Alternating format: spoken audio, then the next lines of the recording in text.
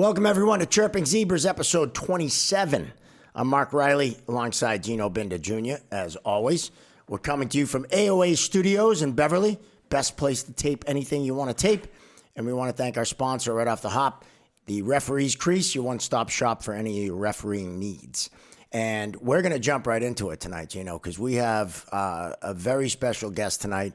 Very excited that he's here to join us from Barstool Sports. Jerry Thornton's here. Welcome, Jerry. Hey, I appreciate being here, and thanks. So let's just hit the ground running. I love it. Get right into it. I mean, I'm in here right in the aftermath of my radio daddy, Dale Arnold. You had him on, the guy who helped make a man out of me in this business, talking into a microphone on camera, and I'm friggin' thrilled to be here. I know it's cold there in his shadows. And I'm going to do the best I can to... He was great. Dale was great. He set a high bar for me, and he set one for you guys, too. So Absolutely. I can't pretend to hope to reach the level of excellence and He definitely raises the professionalism bar he did. in this industry, that's for sure. I will say, though, you're here in person, and he was out in the Zoom land, so... Well, so was you I. got that going for you. Yeah, for all you know, he recorded that like months ago, and just I'm just going to feed it to these guys. My time is valuable. I'm up here in Papoose Pond. I don't need to be lowering myself. With your trailer. It was AI. It was AI. Yeah. It wasn't even him. It was one of those holograms. Oh, that was awesome. Of him. Now, and all seriousness aside, it's not often you get to like talk to a guy that helped change your life, and he did. You know, I mean, I was working for the state. No one cares about my personal bio, but I had this job. Thought I could do this the rest of my life. I was doing Barstool on the side, and I started to get invited more and more on EEI shows, and a lot on the afternoon show, and I didn't know the producers. I just met them, and it's Dale and it's Michael or whatever, and I didn't realize it was The Bachelorette. And they were trying to find a third host, and I got the final rose and left a job with the state that no one ever leaves. The guys I used to work with started calling me Caesar after the guy from Planet of the Apes, because I was the monkey that started to talk and like left our job. It's excellent. Yeah, and I did that for a couple of years, and then that led to me getting back to Barstool, and now I get to do this and just do comedy. And yeah, so Dale was a big factor in helping change my life much for the better. That's excellent. Yeah. Awesome. I mean, I don't work for the court system anymore, so it's rare that someone who's detoxing off of OxyContins threatens to kill me because I won't give him a cigarette and a phone. I'm not saying it never happens, but it used to be a daily occurrence. So if you guys want to start in on me on that way, I'm used to it. You're going to start coming down off of what you're on and threatening me. It'll bring me back to 2014 again. All right. There you go. Well, good to know. And you mentioned and I should have mentioned this in your intro. You're a fellow comedian with me. We've worked together a bunch of times, and absolutely hilarious. Yeah, I love working with you. And Didn't you guys just get back from that Hampton Beach that T-shirt you wear? Yeah, well, you guys were both up there, right? I do. I got my Hampton Beach Comedy Festival T-shirt on. Our buddy Jimmy Dunn. Is that supposed to be Jimmy Dunn in the middle? Yes. This is supposed to be Jimmy Dunn on the surfboard. That's freaking awesome. Telling jokes. If Jimmy Dunn was a Muppet, that's exactly what it would be. look like. Yeah. Or if he was a mascot like Wally the Green Monster, Yes. right? It has a lot of elements of both of those. So that's supposed to be Jimmy. And Jimmy was on the show. Yes, he was. A while back. He was one of our guests. And but that up there it's such a blast. It's at McGurk's Ocean View Hotel. Outback. They built a new stage this year. I mean, it was unbelievable. Yeah, it was great. What night were you up there? I was on Friday night. Okay, I was up Wednesday, gorgeous night out. I didn't really know what to expect. I didn't know they'd built that outdoor venue. It had been a little while way since I've been up there. Packed house, like everything was just right down the middle like that. Applause breaks, and like it was, you hated to leave. You know what I mean? I would have just booked a room and done the next night for free if I'd known in advance. Yeah, Dave Radigan, who helps Jimmy out produce it, does a great job. And I mean, 30 comedians in 6 nights? And you're not talking, this isn't an open mic, right? Like you have, guys like Paul D'Angelo's up there. And, we had Tony V. You got guys that, this isn't just a, oh yeah, come on up and do 10 minutes, and this is legit. Guys that crush it. Yeah. The night I was up there, I'm hanging out back, waiting for it to start, sitting in beach chairs, having like cigars with Tony V, Frank Santorelli, Jimmy Dunn, Mike Donovan, Dave Radigan. It was just like this murderer's I was row. gonna say, and I was murderer's just like, row right and there. they're like, you want to go up first? I'm like, yeah, that would be great. You know what I mean? Like going up there after Santorelli and Harrison Stebbins just took a one of my flamethrower to favorites. the place. And I don't know if you're like me. I imagine you are because I've worked with you long enough. But you just want to work with people that you like hanging out with, all day. so that That's the best. it's not a job. It's a hang. Right. And you sit, like the stuff that these guys were saying before we went on, old stories they're telling, were funnier than anything that happened during the show, and the show killed. Right. You know what I mean? Yeah, and I just no. like to sit there and just listen and just go, I can't believe I get to do this. That's a lot. so That's a cool. lot like officiating, right? I was just gonna say. you don't do it for the hockey. You do it for the guy. Oh, the hockey's great, but like a lot of the guys, the camaraderie, and 95% of the guys are all good dudes, and like you hang out. Like one of my best friends, Ryan Sweeney, we started reffing together at 11 years old. We worked all the way up to pro hockey together, and then like after our pro hockey days, we worked college hockey, and had a great run at it. It was just a lot of fun because like you hanging out with a buddy and you're doing a job, but when you be professional at your jobs, and it makes it way more fun and rewarding in that fashion. Sure. It doesn't feel like a job. A lot of the guys that have stopped refereeing, the thing they miss the most is the locker room. Right. And hanging with the guys and going for beers afterwards, or something to eat or whatever. And it's so similar in comedy. And it's, Don Gavin's one of my favorite people to hang out with, because he'll throw away more material in an hour at the bar than any of us will ever write. Right. I mean, he's just an absolute genius. And that is so cool that, you sit around, you're like, this guy was in 17 movies. This guy was on The Sopranos. This guy's in Frasier. Yeah, right. Yeah. You know what I Exactly. mean? It's Like- pretty cool. Like Jimmy Dunn's telling Kelsey Grammer stories. You Right, know what I right, mean? right. Saying, by the way, that he's a good guy. Just to throw that in there. I don't want to blow up anyone's spot. He said he's great. But I'm like, that guy has been playing the same character for like close to 40 years. He's won 3 Emmys playing Frasier Crane on 3 different shows. That's insane. Including Yeah, that's right. Wings. Yeah. Like he won guest spot in Wings. He won a Frasier. Yeah, I didn't Seriously? know. I didn't know playing that Frasier either. Crane. That's I didn't nuts. either. And Wow. so that led to stories about like Wings that I didn't know. I don't think that I ever even watched the show. And and that's love just Wings. because you're Watched randomly Wings. just like, so how's that thing going? Oh, we're renewed and it's starting up soon. And like, yeah, it's amazing. wild.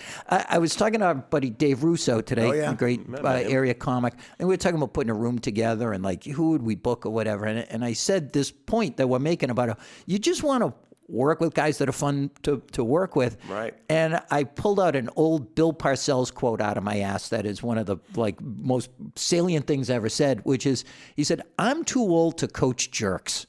Yes. You know? Yeah, Now, that's a I'm lot. sure he would put up with a lot of jerks if they, could have 17 and a half sacks a year or throw for 4,000 yards or Right, whatever. right. In comedy, there's so many guys that will deliver a great show for you. You make a few bucks, you hang out, you have a beer afterwards, you laugh your ass off, and you go home and you go, I can't believe I get to do this. Yeah, right. And that's what the whole Hampton Beach Festival was like. Yeah, it is. What was it? This was the 15th year, I think, and I've only missed one.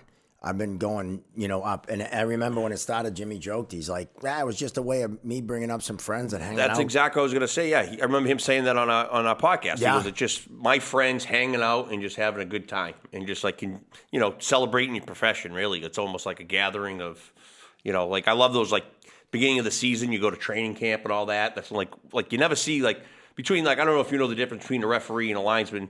Like the linesmen are usually local, referees travel, so you get to see all the linesmen throughout the season, but you don't get to see all the referees. So when we get together, it's a lot of fun. It's a similar thing, right? Very similar. Yeah. And the linesmen are the one who primarily are responsible for breaking up fights, Yes, too, right? they are. Yeah. Oh, they are. So the ref is like, you guys handle this. I got a plane to catch. I'm going to be in another city. I don't care if these guys kill each other in just front of make me. it It's quick. it's on your watch. I'm going to sit back here. So do you aspire to be a ref, or is being a linesman a better life? It all depends on your skill set and your personality, right? Like, I don't know. I liked refereeing because, like, it just fit my personality. I just didn't like lining because it's like you're just calling offsides and icing. And I like to skate, move, and be a part of it. I like to communicate. I like just kind of being in charge of the whole operation. And, some guys just like to be reserved and just do, like, the great linesmen are really good at their profession, and they take it serious, and they make our lives as referees better. So, and I think for me, lining was black or white, right? It's either offside or onside. It's either icing or not. And that to me was more difficult than, that's not really a trip, or I don't have to call that, oh, holy shit, he just got blown up. Right. Like that. Judgment. The judgment piece of it is what I loved. And I think the really good linesmen recognize that's what, I always think of my nephew, Steven, right? He one of the best linesmen right now in college hockey, I think, that works for you, right? Yeah. And yet he's like, I don't want to ref. Like, he'll ref high school and stuff and that, but up the higher levels, he's good being a linesman. That's his thing. So it's, and it used to be just a fucking linesman, right? Right, JFL. JFL. Right. Everyone, but I always said I was only as good as my linesman. So when you have good linesmen, you can take on the world.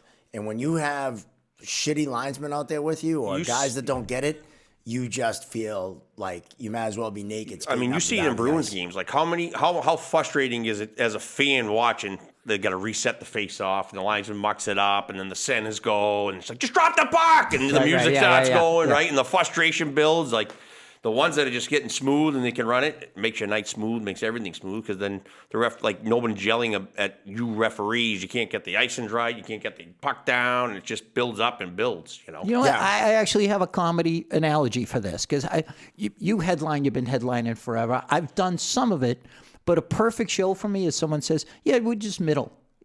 Like, I like to host. I can do that. I think I have just the skills of giving someone an intro and breaking up my time or whatever. But the best shows are, all right, I'm going to bring a couple guys up, then you, and then the headliner. It's like right in that, if it was a trucking convoy, they'd call it the rocking chair. And that's right, because I can just chill and hand it off to the Mark Rileys of the world or whatever. And that's I probably have the soul of a linesman. There you right? go. Okay. We found you. Although, sign them up. Here's one thing, though, I want to experience before I leave this earth. I want to have the power. I want to know what it's like to wave off icing. Like, that to me, I don't really know what it is. Like, I don't know the parameters of waving off icing, but every time they wave it off, I go, that's a level of control that I've never had in my personal life or my professional life. Can you skate? Not especially well, do I? As I suppose that's a prerequisite, right? It helps, but there's plenty of guys out there that might do better in golf spikes. So if we'll get you out there, we'll wave. Yeah. We'll get you out there in a game, and you can wave every icing. Now icing has judgment involved. Like, before, it used to cross the line, it was icing, right? Automatic icing. Once it crosses, it's icing. Now there's a race to the puck, right? Like, there used to be touch icing, you used to touch the puck. Now it's called the hybrid icing, which is like a race to the puck, and like you got to kind of have to make your decisions at the dots. So like sometimes you see the race and they're like, I was closer, but in actuality, that puck's getting rimmed around the boards, and that guy was going to be closer. It's almost like a projection who was going to get to that puck before the whistle or what have you. Okay, let that be a life lesson to me then. It's not just about the power. There's responsibility. Yeah. Like Peter Parker's uncle said. You know what I mean? Like, I can't just go in there willy-nilly and just start throwing my weight around like, that's not icing, that is icing. Like, there's the responsibility of knowing what I'm supposed to be doing. Exactly. Okay, all With right. power comes responsibility, we'll right? Get there. Unless, of course, it's summertime. No ice outside, no ice inside. So typically those are the games that everything is waved. Or you get to the point where you don't even bother waving because they know, there's no icing Summer today. rules. Oh, yeah. But that's a great point about the icing, because even touch icing was black and white. Yeah. Whoever's stick got there first. Did he touch it first, or right. who did it? But the race to the dots has changed that a lot. Yep. And makes linesmen, more accountable, but also having to pay attention more, because it's not just that's it. So that's a really good point. I mean, it's really has changed the linesman's job in a lot of ways, It's making them think, and you don't want the linesman thinking too much. A few of them can't. Does the lineman or the official do better with the ladies? Like, are there some women that just they want a guy with those orange stripes, or some that You got to clarify that question. Let's put it this way: there's a lot of guys in the Pumpkins that have big egos that can't fill their helmets. So yeah, probably I would say referees probably Yeah. I mean, But it all depends though. I mean, I've known some linesmen that were dogs too. Yeah. and are we talking refereeing women's hockey or okay. the other side of See, okay, of now there you go. everything? There's a whole nother. That's why I said you got to layer to this, clarify it, because like some guys are great at women's hockey because it is a different game, and then in the men's side they might struggle a little bit because there's the elbows and the body checks that might look like a penalty, might not. In women's hockey, and I'm not taking away from what everyone knows, I'm a huge fan of women's hockey. My daughter played, your daughter plays, but it is a different game, and it's a different game to officiate. Oh, yeah. You don't want to be over officious, as it used to be said. There's not a whole lot of violence in the women's game. No. And so if you're talking that, yeah, it's different. If we're talking something else outside the rink, we might want to have that discussion on the ride home. So I just wonder, are there women in the stands who like, well, I like the players, but the guy in the stripes, those are slimming. Yeah. There was a reason why I skated around in the warm-ups without a helmet. Let's just say that. Okay, That was when I had serious flow, though. I had some good lettuce. They're just a brief aside. Mark and I both South Shore guys. Yeah, South Shore. Well, city. Okay. Now I'm down the South Shore. Yeah. Okay, so there are urban legends about the town of Hingham that there's certain places that you go to on certain nights, and that's where the swingers meet. So the way the legend goes, depending on which place you're in, to signal that you are down to swap or whatever, that you wear stripes and you leave your keys on the bar. Now, one of these places is right around the corner from Pilgrim Rink. And I think all the time, what if you're just one of the officials? Right. You stopped in for a beer. You have no pockets, so you just leave your keys there. Like, those guys just must get propositioned left and right, I actually saw my uncle refereeing down the Pilgrim Monday night. Okay. Yeah, there you go. Have them. I'll tell them what. No one's paying me to advertise their restaurant here, right. But I'll tell you which place to go on which night according to the legends, and very good. Have him pop in there and leave his keys and just find out what happens. Maybe he's going to get some really. Easygoing couples. Couples who aren't necessarily committed to one another. To proposition. I might be curious. I don't know. I don't wear a lot of stripes, and I would like to. Yeah, I don't see him find out. I've heard of the upside down pineapple. Yeah. Right. Some said at one point it was Adirondack chairs. I heard. And as we learned, gnomes. I found out gnomes. And we're getting a zebra gnome. Yes, we are. The gnome woman is making us a zebra gnome. She made one for Todd Angeli and presented it at our live show. But someone, I was at Giggles one night, and someone said that gnomes mean you're into some crazy shit too. And so what happens if you're just one of those people that has a gnome? Like it wasn't invented this. You people have got to come up with something like on your own. Right. I mean, sometimes the pineapple goes in the shopping cart upside down. You're just not, you're not trying to break your marriage vows. You're not trying to butter your toast on the other side. Right. I put a gnome out holding a pineapple upside down. In an Adirondack chair, and then you're done. In an Adirondack chair. It takes away all the guesswork. Then they find out I live alone. You know what? Let's start spreading rumors about just bizarre stuff. Yeah, See if it catches on. Like, let's do it. Oh, you know that wooden cutout in the garden that's supposed to look like an old lady bent over, and you can see her bloomers. Oh yeah, those. That's for S&M. That's your bondage and dominant crowd are really into that. I'm laughing because on the way Pink up, flamingos. We'll talk about sports, hockey, football. What are we talking about? We're going to talk about gnomes and what they mean when you knock on the door. I hope I'm not blowing up your show. No, I don't know. I don't get out much. We love to expand our horizons here on Chirping Zebras. Yep. We like to talk about it. Maybe a zebra on the lawn That might mean That's a something new one. someday too. Yeah. You don't know. We could start that. We could start that right here. A zebra on the front lawn means that you like to Into blow some a weird whistle. shit. Blow a whistle. I'm just saying. You don't know. It didn't. How long did it get completely quick go one, off 10 the minutes, rails? yeah, 10 I'm like, minutes, yeah. 11 Usually minutes. we do TikTok live. It's probably a good thing we didn't. Well, the in my right up, head, you knew it was going to be good. well, in my head, I was thinking, I thought the gnomes meant you were into little people showing up. Oh. We got banned. Well, we got a shadow boxed or whatever it's called on the TikTok. Yeah. For I said midget 3 times, referring to hockey players, not. You know. you. But I think a gnome means that like you're gonna open the door and look down. You know what I mean? Because there's a little person there. I don't know. Yeah, I mean, that would make sense, yeah. Yeah, listen, I'll call people whatever they want to be called. I just kind of think like the way euphemisms work.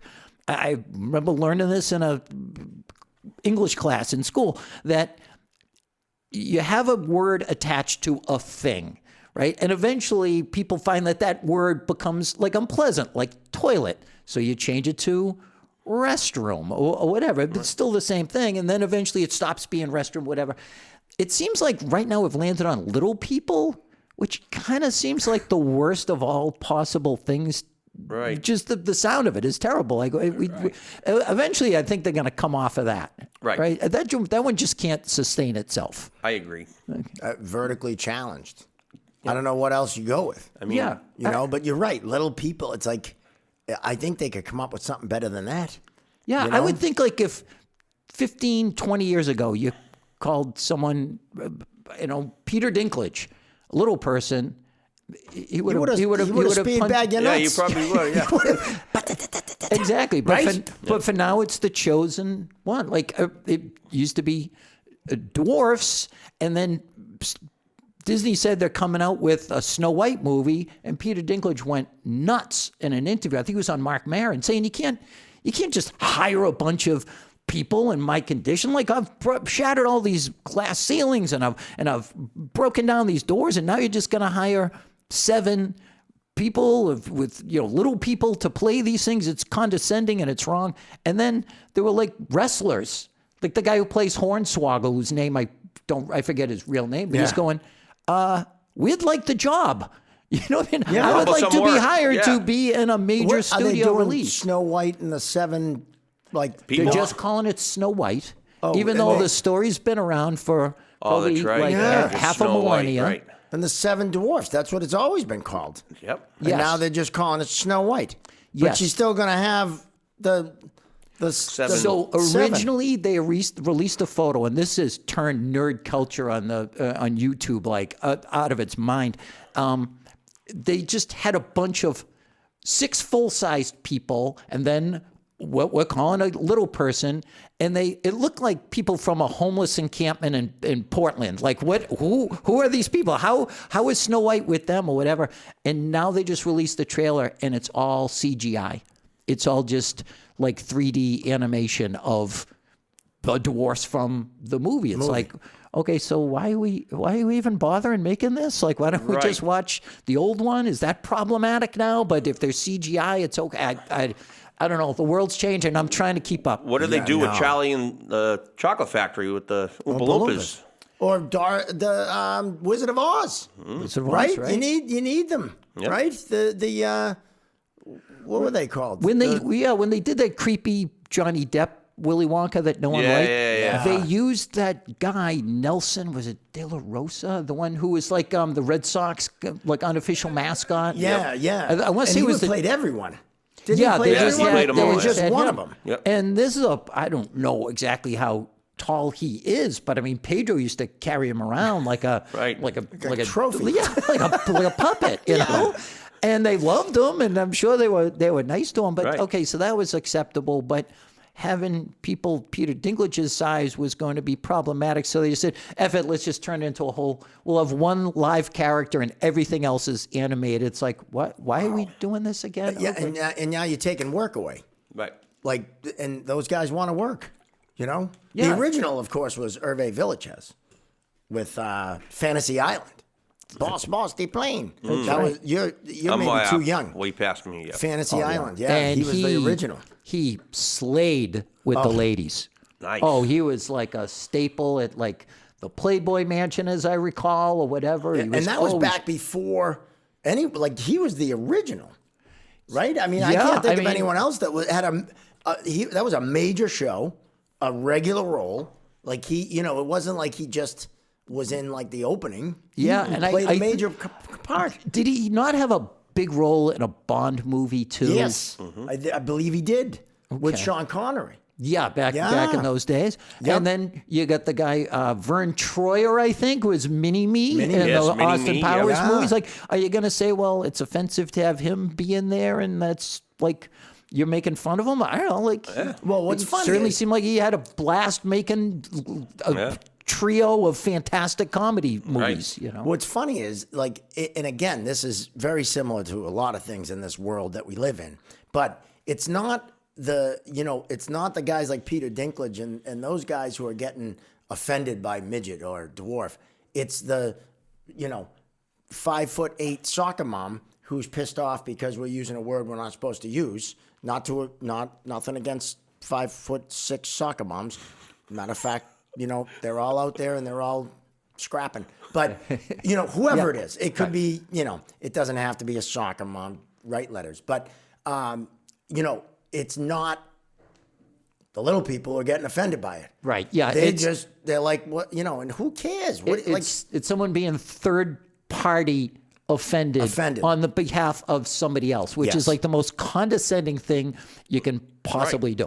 I mean, assuming that the person we're talking about is someone who can defend themselves. Yeah. You know what I mean? If you're going to sit there and attack someone who's like with special needs or whatever, okay, there's lines you don't want to cross. Line, but someone can defend themselves. They don't need you, who's like just professionally going through your entire life looking for something to get hacked off about it. And I mean, to get semi-serious for a second, and this is something I think about with comedy all the time when someone's offended and that joke went too far or whatever. Yeah. John Cleese from Monty Python, right? He gave an interview a while ago where he said he's got a friend who's a therapist and does group therapy, and said that the best sign that someone's regaining their mental health, that they're starting to heal and get better and be able to function in life, is when they're able to laugh at themselves.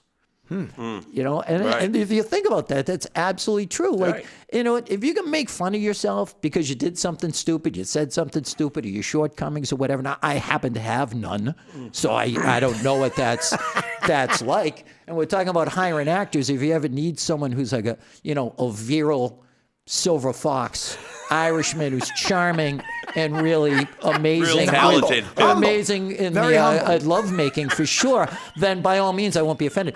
No, but the idea, like, to me, the best thing that ever happened in my own comedy was when I learned to like just make fun of myself. Yeah. The audiences don't care; they're laughing with you, and then they understand. Like, okay, you've figured it out. You're a moron and that you do stupid shit, and they're fine with it. Yeah. And if you're someone who like gets made fun of for how you look, what your background is, whatever, how much you weigh, whatever, then you become bulletproof. Like, no one can make fun of you because you're laughing at yourself first. Yep. I mean, I grew up in Salty with three uncles that just tortured me. Look at these ears. Like, come on, I walk in the room, tuck them in, Dumbo. I was 3-4, just getting crucified my whole life. So I was, and that's Boston, Yeah. right? That's, I think, why this city produces so many great comics. Is that everyone just grows up busting each other's balls. Right. It's just the way we operate. And if you're not getting made fun of, you're not part of the group. It was like a rite of passage, right? And I always, even now, like, you make fun of the people that you love the most. Like, that's how if someone's busting my balls, I know, all right, he likes me. It might be sick to people in Iowa, but it works for us. And I think that's why we grow up always trying to get that last word, always trying to be the funnier one. And that's why, so many of us got into comedy. But we know people like, you're hilarious. And you don't have to be on stage to be hilarious, right? I'm gonna come up with some 5 minutes in one of these live shows. I'll get up there. We're trying to get him up there. For Maybe 2.5. But But listen, go to your average show and sit there and say, is that guy appreciably funny than I am? And I say, no, you could do it. As one of my best friends reminds me all the time, and I hang out with guys that we've been friends since first grade, like a huge group of us that maybe met in middle school, but we were in each other's weddings, whatever. And one of them said a while ago, he goes, I tell people all the time, my friend Jerry isn't one of the top 10 funniest people I know, and he's the professional comedian. Right. And his point is well taken. Yeah, exactly. Right. I'm just the one who decided I needed to get on stage in front of a bunch of strangers and talk into a microphone, which is our own weird mental illness that we struggle with. Yeah. But yeah, there's no way when I'm sitting around with those guys going, I'm funnier than him. I don't. And I wouldn't have it any other way. I'm the youngest of 5. I'm probably the 5th funniest person in my family. You know what I mean? Like your family, you just had to be. Right. Do you remember years ago there was a fake scandal in the NFL? It was called Bullygate. Oh, yeah. Richie Incognito was this offensive lineman. I remember that, yeah. Who was accused of bullying another offensive lineman or whatever. And then the NFL dug into it, and they had to find somebody to blame. I think coaches got suspended for it or what have you. Right. When his tweets came out, his text rather, on a private text chain to his coworkers, I just said, the guys who talk to me this way were in my wedding party. Right. 3 of them are my brothers. Yeah. And the other 4 were friends. This is how we tell each other that we love them. them. Yeah. If you stop insulting me, then we have a problem. Now what did I do to piss you off? Right. Yeah, right. And I think from a comedy standpoint, I know plenty of funny people that, I know are funnier than some of the guys I work with and girls I work with. But comedy is an art form. So when we're up there, we're not only being funny, but there's an art to it, right? It's like any artist, whether they're drawing or whatever, there's an art to the presentation, right? So it's because how many people, my uncle could be a comedian, or everyone tells me I should be a comedian. I always go, well, they should try it. Try it. My Uncle Aldo's one of the funniest guys I know, and we did that thing at the bar. And he gets up and tries to, start making fun of people. And then, you got the audience, and there were people there that he didn't know. And the joke didn't land. And he was just like, wow, it's a lot harder than it looks. Well, he walked over to me and he goes, yeah, I can't do what you do. And this guy's hilarious. Yeah. I mean, absolutely hilarious. And so it's like, it's not something everyone can do. But that doesn't mean that people can't be funny. Right. It's like singing by yourself in the car.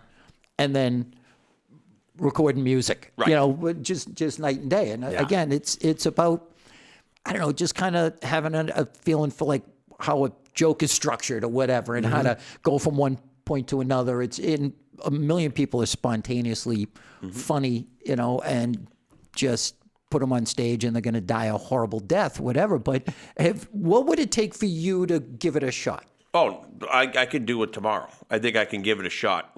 I have the utmost, I have no fear of just getting, I public speak all the time. I'm in front of classrooms all the time. Sure. And so that kind of stuff doesn't make me nervous. It's just, I just need material and just go out and produce You have it though. You grew up in Southie. I can just rip on my father for 10 minutes. I know your father and mother. Yeah. You have plenty. Just how I grew up in Southie, when my mother. And I love your father and mother. Yeah, my mother swears more than I do. Yeah. She, she's You like, have stop plenty. fucking swearing. I'm like, sorry, Ma, Jesus. That was when you were 3. Yeah. You little fuck.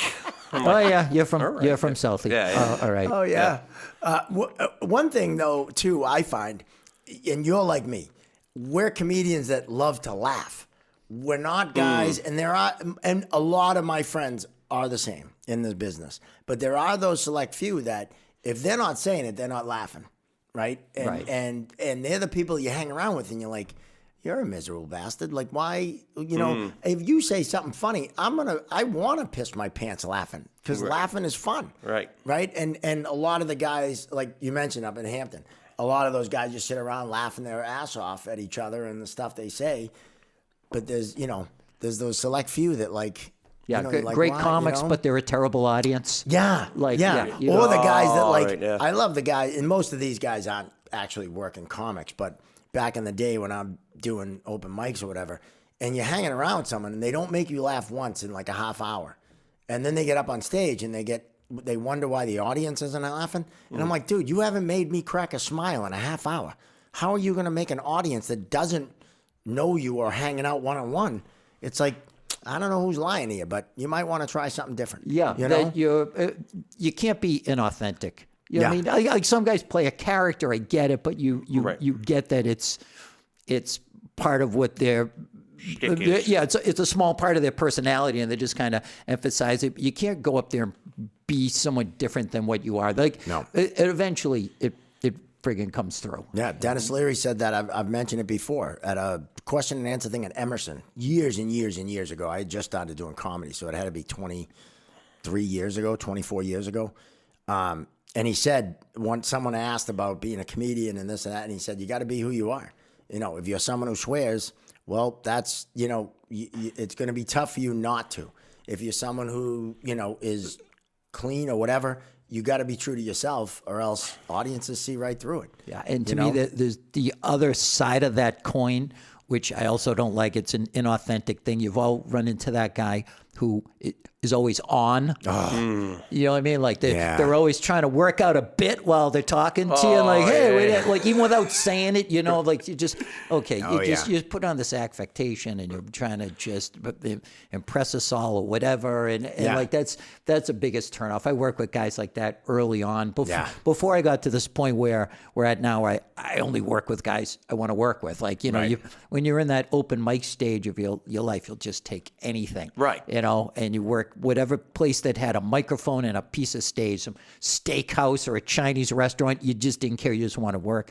And I work with some guys who just like, I don't want to hang out with this guy, much less sit there and listen to him do his bits for a whole night. They try too hard. I mean, we say that about officiating all the time. We tell our guys, be yourself, right? Don't be someone you're not. If you're funny, be funny. Sometimes, you know, humor works. If, you know, try not to swear, but if it comes out, do it, you know, put stuff right back.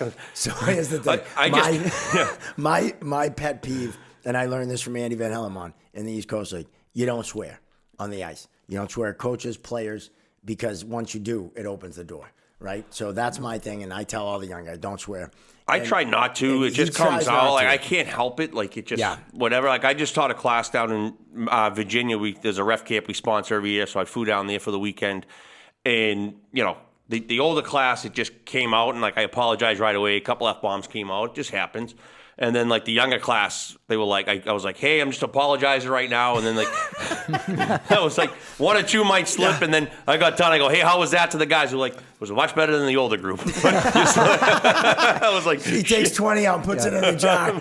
Fuck it. Here we go. Sometimes, you know, you're telling a story, you get animated or whatever, you know. Especially if you're talking to kids. Like, I coached football for like 11 years, and I was always just like an assistant, you know, I just wanted to have a few laughs and teach kids how to do a 3-point stance and fundamentals or whatever. Never took it seriously.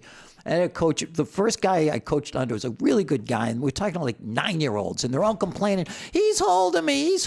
And he goes, look, guys, if someone's holding me and the ref's not seeing it, I don't know about you, but I'd get mad and I'd knock him on his ass. And you can see he didn't want to finish the sentence that way, but there was no off ramp from that highway that he had gotten on. And immediately everything he said just went out by the wayside, and all they heard was ass. And like, he said ass, right? It became like that Far Side cartoon where the guy's talking to his dog. You're a bad dog, Ginger. You're a bad dog. And the dog just hears blah, blah, blah, Ginger, blah, blah, blah. Like, once you're a ref or a coach and you're talking to kids, once you swear, it's over. They don't hear another bloody thing. It's hilarious to hear an adult. Everyone wonders how I can teach and not swear. You know, because I don't know. It's like a switch in my head, I guess, that goes on or off. And I've come close a few times, but those Monday night Zooms, you go off a little bit every once in a while. Yeah, but that's a little different in that, all right, yeah, I've gone off a couple times. Did you swear around your parents? Not until I was an adult.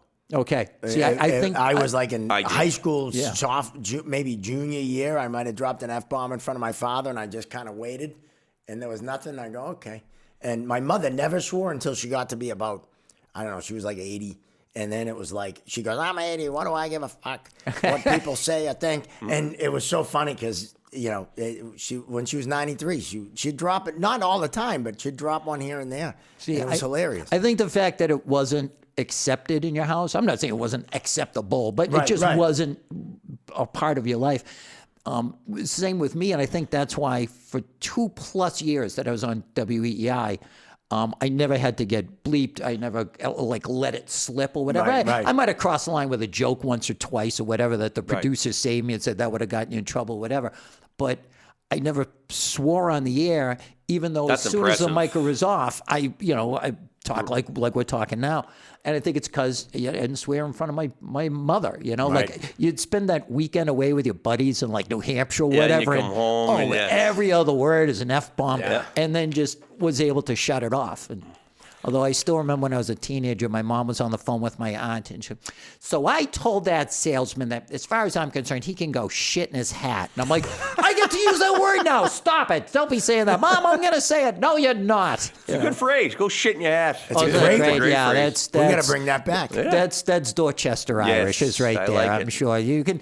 Yeah, that's my gift to the good people of South Boston. I love it. Go shit in your hat, Salty. Courtesy of the late, great St. Irene Thornton. Very good. And as much as I say don't swear, that would be a great line to a coach going nuts. Just go shit in the hat, you know?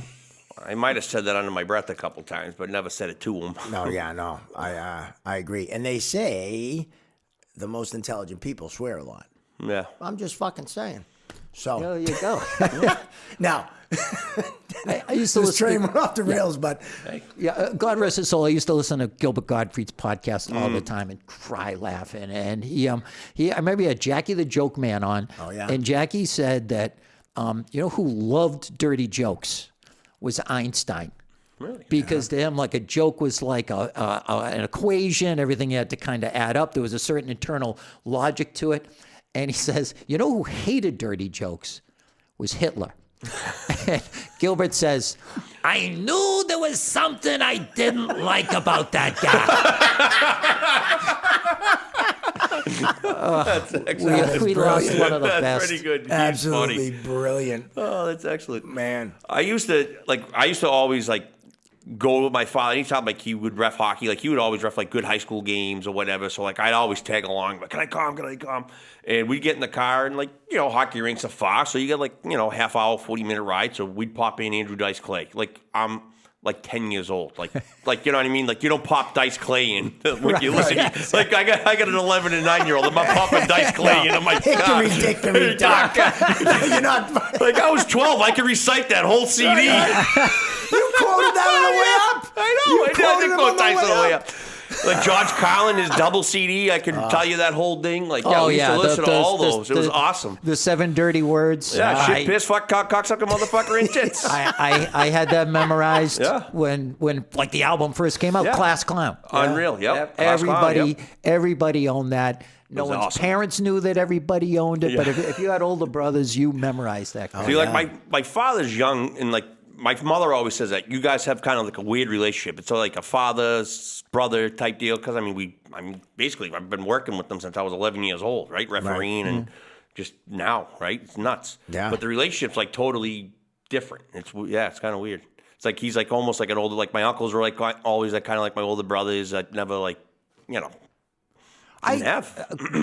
Sincerely, good for you. That's so rare. Not many people have that, and I have. Well, thank you. Yeah, I say this as I've got crippling daddy issues. My dad passed away of heart failure when I was 9. Oh, wow. And I got friends who I've got to hang out at a bar with them and their dads, and I just sit back and go, this is amazing. I'm so friggin' happy for them that they get to have that, and grow up and have someone teaching you how to be a man, even if it's not this, son, is how you change a tire or whatever. This is, what an entrenching tool looks like. But every day you're hanging out and you're buddies and co-workers and good for you. Envy the heck out of you. Oh, thank I'm going to go home and watch Field of Dreams and I'm going to curl up and cry in the fetal position. Oh my God. It'll be I've been, every time I watch it, it's I've been pepper sprayed, Geez. I'm not here to work out my turmoil, my inner problems. But I always think all the time, like, he would have no idea what I'm doing with my life. You know what I mean? Like, the guy was in, like, on an aircraft carrier in World War II, and I type lowest common denominator nonsense into the internet all day long. You know what I mean? I get into Twitter wars with someone because I'm complaining about the last Star Wars series on Disney Plus or whatever. You know what I mean? And, like, your dad's a real man who's, like, doing stuff with you. Good for you, man. That's awesome. Wow, that's wild. So, I don't know, even we're like 40 minutes in, and we haven't even brought up anything about what you've done. No, jeez. Is that what this is supposed to be about? No, but like, we like to get people like to hear the story, you know, that, like, because you wrote for Barstool. You were, what, the third person they hired? Yeah, it was, so I reach out to this, I answered an ad that popped up on the internet one time, and it was this site, it was a newspaper then, not even a site, Barstool Sports. It had like a message board attachment to it or whatever, so it had a little bit of an online presence. And I said, hey, I'm interested. And I was actually writing some columns for like my local paper because they interviewed me because I was on this documentary that they came out in 2003 called Curse of the Bambino, and it was about the Red Sox. And it had like Lenny was in it, and like a lot of national writers, and you know, I got on there because they just kind of networked through comics, and I did a lot of like Red Sox oriented stuff. So I took to writing, and I liked it, and reached out to this guy, and he came right back to me and said, "Can you send me a writing sample?" So I did. He goes, "Okay, you're in. It doesn't pay anything." Like, whatever. It's a creative outlet. Maybe it'll turn into something. So it was twice a month. He had two other guys writing for him, and then I was the third. And I'd get the paper out of the city. It was like a freebie you got out of the boxes by like Park Street Station, or it was in all the bars. And I'd read the other stuff that these other guys were doing. And it was Dave and Jamie Chisholm and Pete Manzo. And to me, it felt like you see like Beatles documentaries, and like McCartney would hear a song that Lennon wrote, and you go, "Oh, I got to up my game. That's a hell of a song," or whatever. And that's how I felt with these guys. And I finally met them, and it turned out they were feeling the same way about my stuff. And they were trying to do sports, but lifestyle stuff, but just be funny. That was it. Just be funny. And eventually we turned into a daily blog. And that was hard to do because I was doing it from my day job, and I was always getting in trouble. Like, what are you doing? You're supposed to be, you know, and I didn't even there was no Wi-Fi in the building. I had to use like my phone as a friggin' mobile hotspot. It was ridiculous. And it just grew. And I got from this point where I was surprised if anyone had heard of us to I was surprised when someone didn't. And then we started getting, that's wild.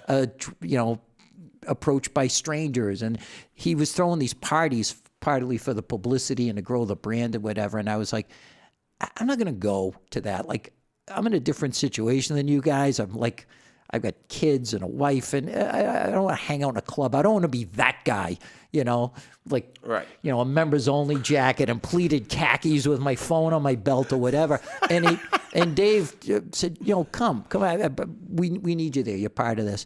And I made friends from there that I still have. It was this whole community, and it was great. We were Boston centric. It was just local. And then it just grew, and it became like this nationally recognized site. And I think it was all just because we never pretended to be what we weren't. We were just friends. We're friends and fans. Like, that was it. Like, when your team won, it's great. When they lose, it sucks. You have the teams that you hate. You have athletes you hate. You have the commissioner of football who we hate because his birth was the fucking punishment of mankind for all our sins. Yes. And defending Tom Brady. And those guys got arrested for Tom Brady while I was at WEEI. Otherwise, I would have gotten arrested with them. Yeah. And with awesome. with my delicate bone structure, I wouldn't have lasted a minute in a Manhattan lockup before I was traded for a pack of smokes. With the McDonald's cheeseburger, hamburger, no cheese on it. Yeah. And so, like, I eventually it became just my job, and I love that I get to do it.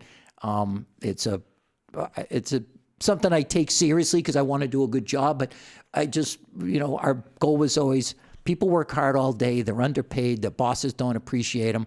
let's make them laugh, and that's our mantra, and it's a freaking blast. It's very successful. It's awesome. I love the fact that, like you said, you're fans, and you're not, you got the people, oh, they're homers or this or that. Like, you guys just didn't give a shit. It was like, this is what we are writing about. And if we hate someone, we're going to say the Yankees suck or whatever. Right. And it was, I mean, it made it better that it was Boston, right? I mean, if it started in New York, it probably would have been a different animal, right? But the fact that it's forever linked to Boston. Right. Yes, very much. And the fact that it's like, we're not going to apologize for what we do. And I think Dave has done that consistently even now. Like, he's true to who he is. And, the success, that's all part of it. But he seems like he's the same guy that he was back when he first started working his ass off, getting that thing off the ground. Yep. I mean, he's well past the second comma in his net worth, and probably approaching that third comma. But he's the same guy, and I say that in the best possible way. And that, like, by way of example, early on, he got us in the Boston Media Bowling League. And I'm a candlepin guy. I grew up, in the South Shore. Yeah. This was big balls, and I practiced up, and I was okay at it. But, like, our best bowler was having a terrible night in the playoffs, and Dave was merciless to him. It was hilarious. He's going, you're supposed to be the guy. You know all this bowling trivia. You tell us, like, how many times the 7-10 split has been completed on TV, but you're choking. We need you when you're choking. And I love that. Like, what does everyone always say about their boss, their coach, whatever? You want to know where you stand. Yeah. Yes. There's no head games. If you're pulling your weight, he'll tell you you're pulling your weight. If you're not, he will eviscerate you. When he's fired people like on the spot for screwing up, and then he brings people back and he forgives them. But on this rise too, it's important to mention, like, the charity work that this company has done that I couldn't be more proud of. I mean, during COVID, when governments just left people hang out to dry, and I mean, that's federal, state, and local, shut down the businesses, took their incomes away from them, whatever. Barstool stepped up and raised incredible amounts of money for them. And that was through Dave's effort. And just, Mark, something that I'm going to bring up to you because it's personal for both of us. When Sergeant Chesna was killed in the line of duty in Weymouth, 5 minutes from where I grew up on a Sunday morning. I was getting a cup of coffee at that Dunkin' Donuts right at that. So I go up and down that street all the time. Yeah. Like, I cut up that street like every day.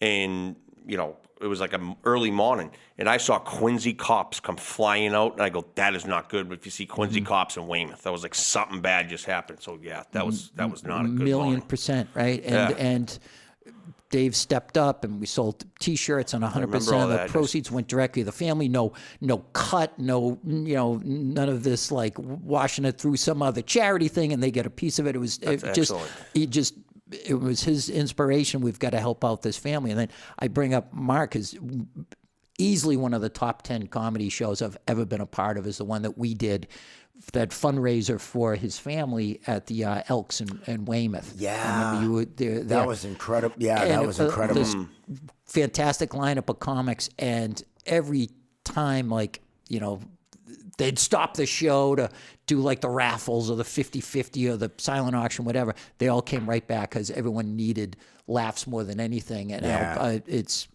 I'll go to my grave remembering that show and how good you were and all our buddies that we got to work with. So that's a very big part of what Barstool has done, is also giving back to people. I know this is starting to sound like, an ESPYs, like, speech or whatever, but I mean, it's sincerely,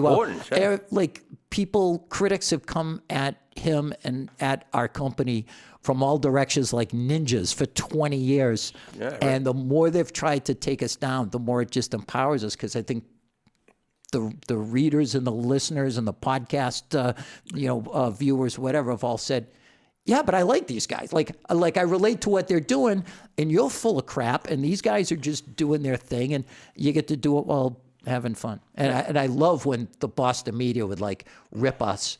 And once in a while, my name will still come up. And, fanboy, like Thornton or whatever. I was like, oh, you're saying I'm a shameless fanboy? So that means you read my stuff. Because, right. I said it before Keep you reading. did. What do you think? I'm going to sit there and go, I'm here to be objective. You know what I mean? And our agenda is not hidden. Right. Like, we're Right. not carrying water for someone because they're giving us inside info, but ripping some player who's holding out for a better contract because ownership wants us to. I hate when they lose. I love when they win. I love when they draft the guy that I want them to draft or whatever. Yeah.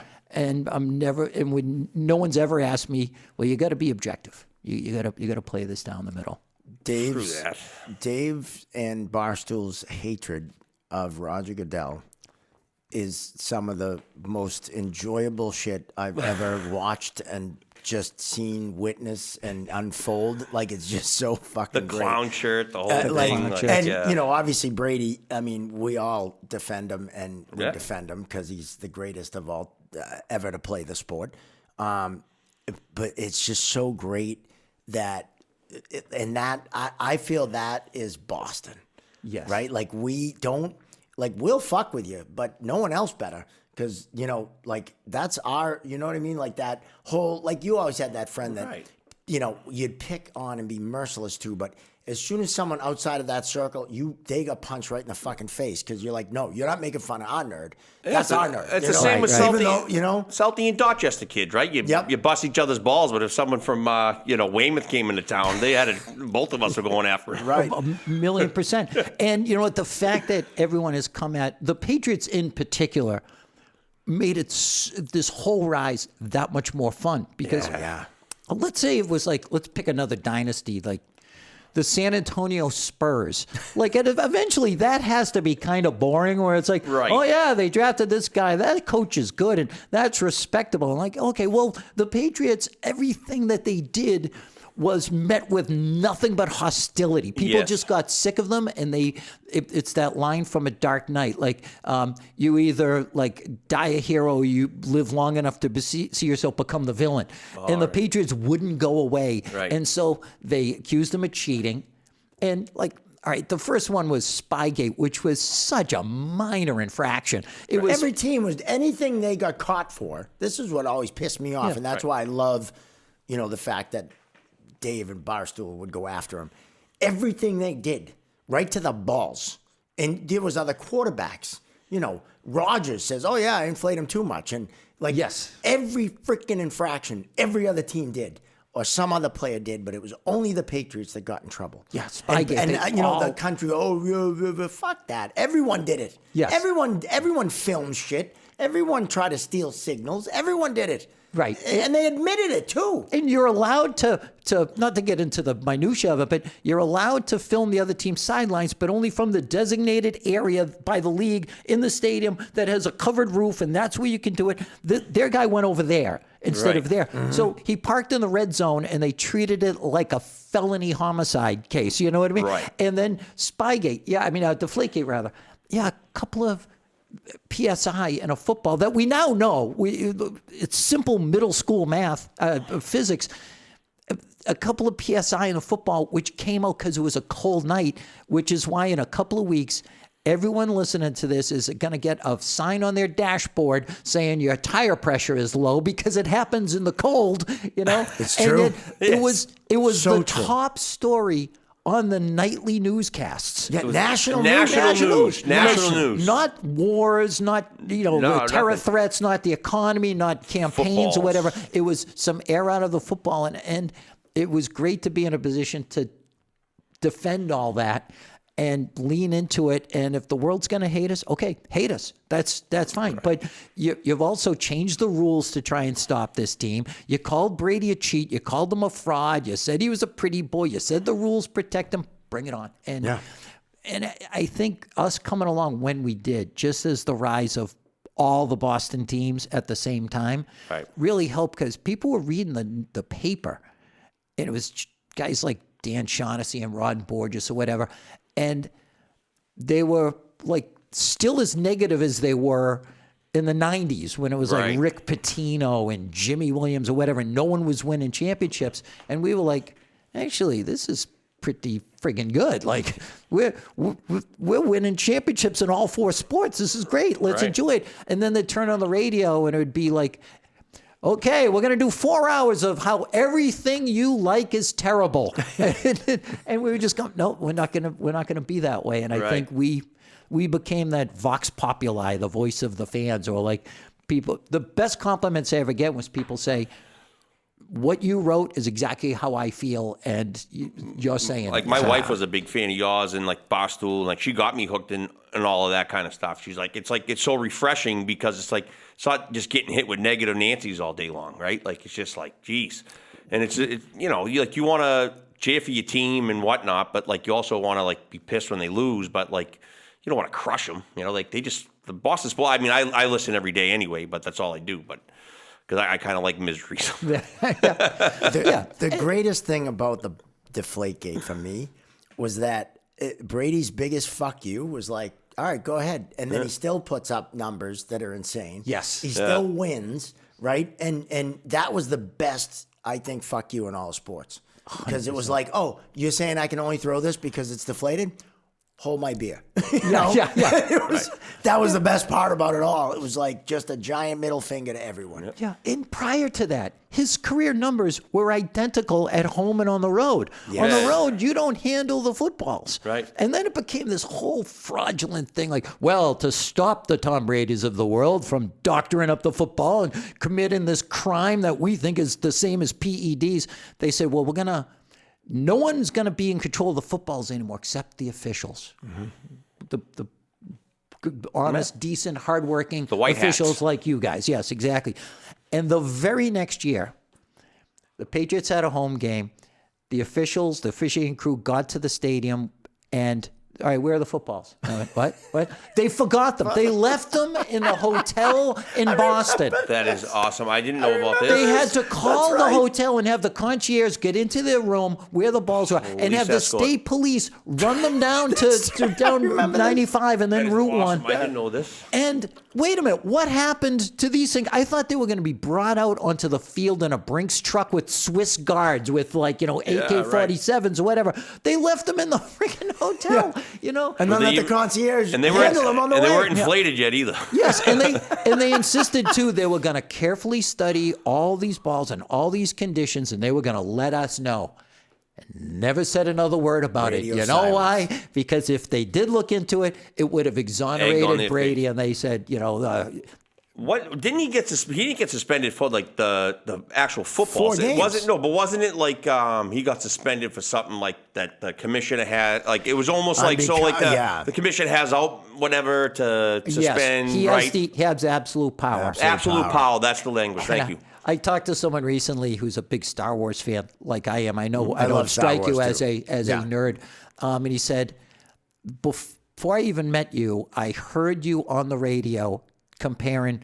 It was called Article 46 that have now allowed Goodell absolute power to suspend anyone for any reason. Yep. And I compared it to from the Star Wars prequels when the Emperor announces execute Order 66, which means kill all the Jedis. Yeah.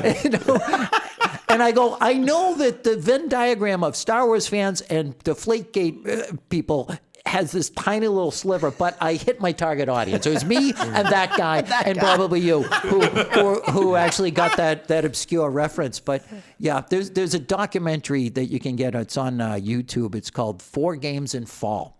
And this woman who's not even a football fan, she's a documentarian, and she thought the whole Deflategate thing was fascinating because it talks about like how corporate interests will hire junk science companies to prove anything. Like, tobacco doesn't cause cancer. You can pour toxic waste into baby formula. Everyone's going to be fine or whatever.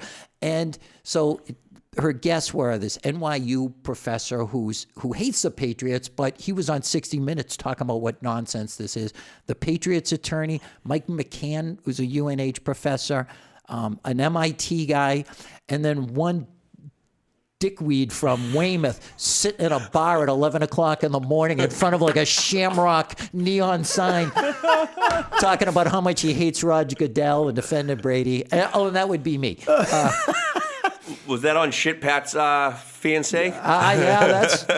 My buddies did that. Yeah, I love that. Yeah. I think that thing has been retired. Unfortunately, it was a fun little series. They retired. He's not doing that anymore, huh? Yeah, he's got other. He's got a whole bunch of. He's just, yep. Exactly. I got to watch that documentary. They screened it, and Brady's mother and father were in the crowd. No. Yeah, exactly. And I never got a chance to meet them because I would have been in violation of a restraining order. The court said stay away, but his eyes say, please, Jerry, come, let's be friends.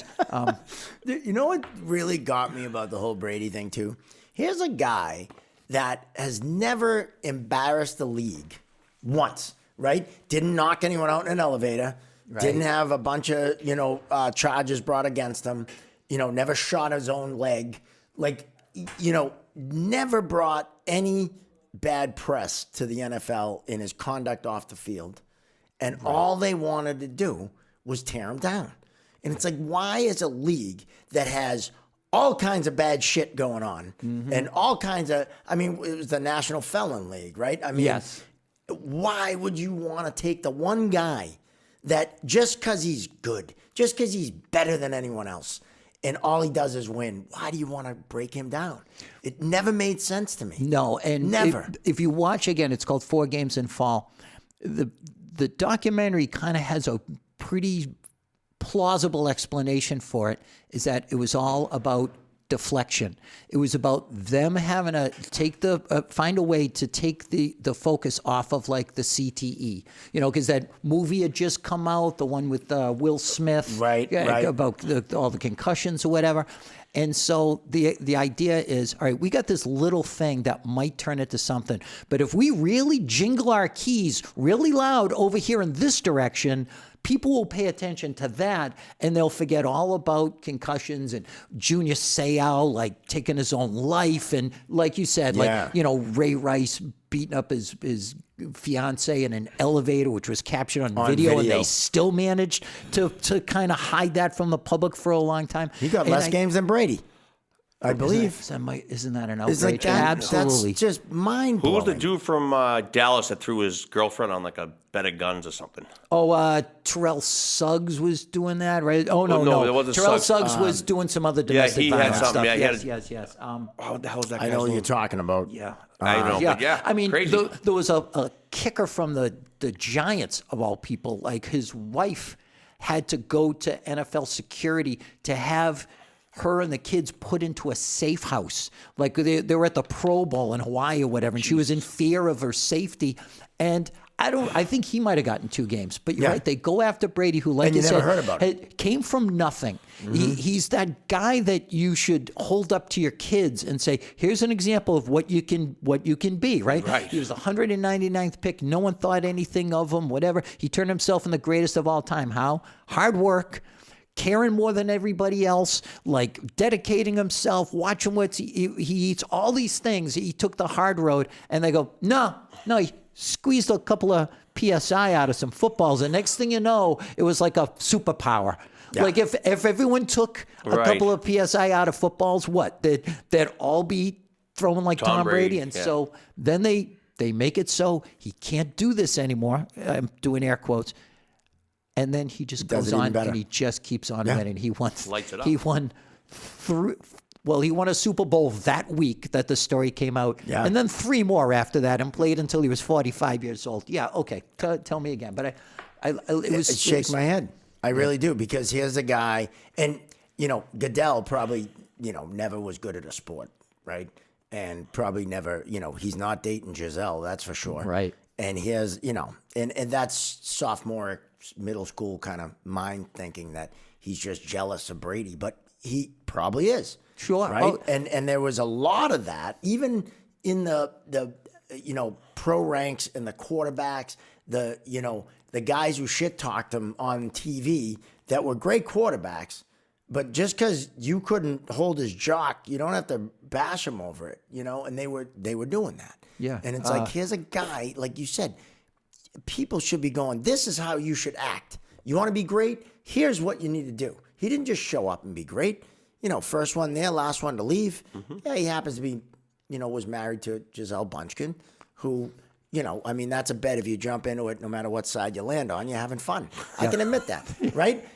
You know, but it's just so frustrating. It really is. And I love the fact that, you know, not only did Boston and this area, but like Barstool was a mouthpiece of everyone saying, "Fuck you, we hate you." You know, And they kept winning. Goodell. And they kept winning. When that story broke, I was at EEI, and you know, we'd do this morning phone call to discuss the show. And Dale Arnold says, "There's this report about after the game that the footballs were tested and they were underinflated. I don't know. This sounds kind of worrisome." And I know what it was, so I spent the whole day, because news was scant, just saying, all right, I got to stake out a position on this because this could be serious. Right. And so I got up early. I did all the research I could, and I wrote for EEIs.com. I said, if this is how it's going to be, if they're going to say this is another example of cheating and they're going to take away draft picks and turn Brady into a villain and go, fine, let's just go full-on wrestling heel. Let's embrace this. And as soon as I finished it, I had on the morning show, and Kirk Minahan said, if I'm a Patriots fan, if I'm Thornton right now, I'm embracing this. And I went, I've done the right thing. I've done the right thing. That's and awesome. I was on NBC Sports Boston, you know, that night doing a panel show, and I said, this is all nonsense, and I called it out, and I never had to change my position, not one time.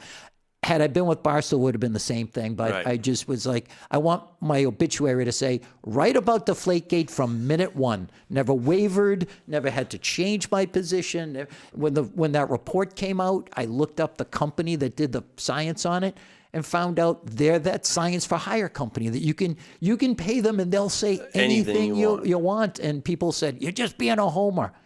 And then eventually they all said, you know what, I guess you were right. So here you go. And a thing about Goodell, too. We were talking earlier about people being authentic. You can see right through them. Yep. He's got to be the most inauthentic person in America. Really? Like, the way he tries to act like cool when he's, Right, you know, when the first round draft picks are coming out and doing the high five and you know that's not him. Right. You know that he's a stiff, that he was awkward in school or whatever, to the point where he's had people write favorable articles about him, how he was once a bartender and someone came in who was like a white supremacist and was waving a gun around and threatening people. And, you know, the story goes like he basically like ripped it out of his hands, like, you know, like Kurt Russell in Tombstone, like slapping him in the face. Come on, skin that smoke wagon and let's see what you got. I'm getting tired of your gas. And smacking Billy Bob Thornton around. And you know not a word of it is true. Right. You know, he's up there in his mansion on the cliffs of like Maine or whatever. Right. And his butler like probably isn't allowed to make eye contact with him. And As long as the check doesn't bounce, what does he care, right? Well, he makes, I mean, the money he's made for the NFL, right? And there's a reason why he makes, what, $45 million a year or something stupid like that. And the owners, you know, there's plenty that they, you know, there's a reason why he's employed. yeah, he's a useful idiot. I mean, there's more to Goodell than meets Just the like the eye. end of Secession. Yeah. Useful idiots. Yeah, exactly. Fantastic. Yeah, he's no Logan Roy. Dude, about 10 years ago, when people saying he's terrible and look what he's doing to Tom Brady, they should fire him. The Buffalo Bills, which is the 47th biggest media market in America, sold for like $1.4 billion, and I said, that's why he'll have the job forever. Yeah. You know, like that Right. team, they could easily move that to some bigger city. Some guy bought it, paid over $1 billion, and you go, he's good for business. And he's gonna not make money. because of him. Yep. I say in spite of him, but you get someone like that around, even if it's just dumb luck, you go, I'd rather have the dumb lucky guy than take a chance on someone we don't know. It's so true. Right on. Now, your books are fantastic. Thank you, sir. From Darkness to Dynasty. I mean, and how is it like, now you got to hang around with Belichick, right? Yeah. That's cool. That, so, and it's funny because you hear stories and everyone sees him the way he is. And now lately he's lightened up a lot. Yeah. You know, a 24-year-old girlfriend might do that for you. But he, like, behind the scenes, I always told he was like funny and personable and not a dick. like he was in the press conferences.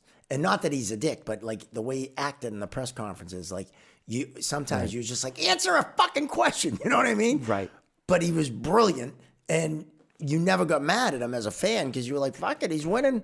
What do we care? So much of what the regular press hates about him is what we, meaning Barstool and the Patriots fans writ large, love about him, because everything he did or said was designed for one thing: helping his team win. Yep. He wasn't trying to curry favor with anyone. He wasn't trying to line up a job after his playing days were over. He had no goal to sit there grab assing with Terry Bradshaw and and James Brown on the panel shows.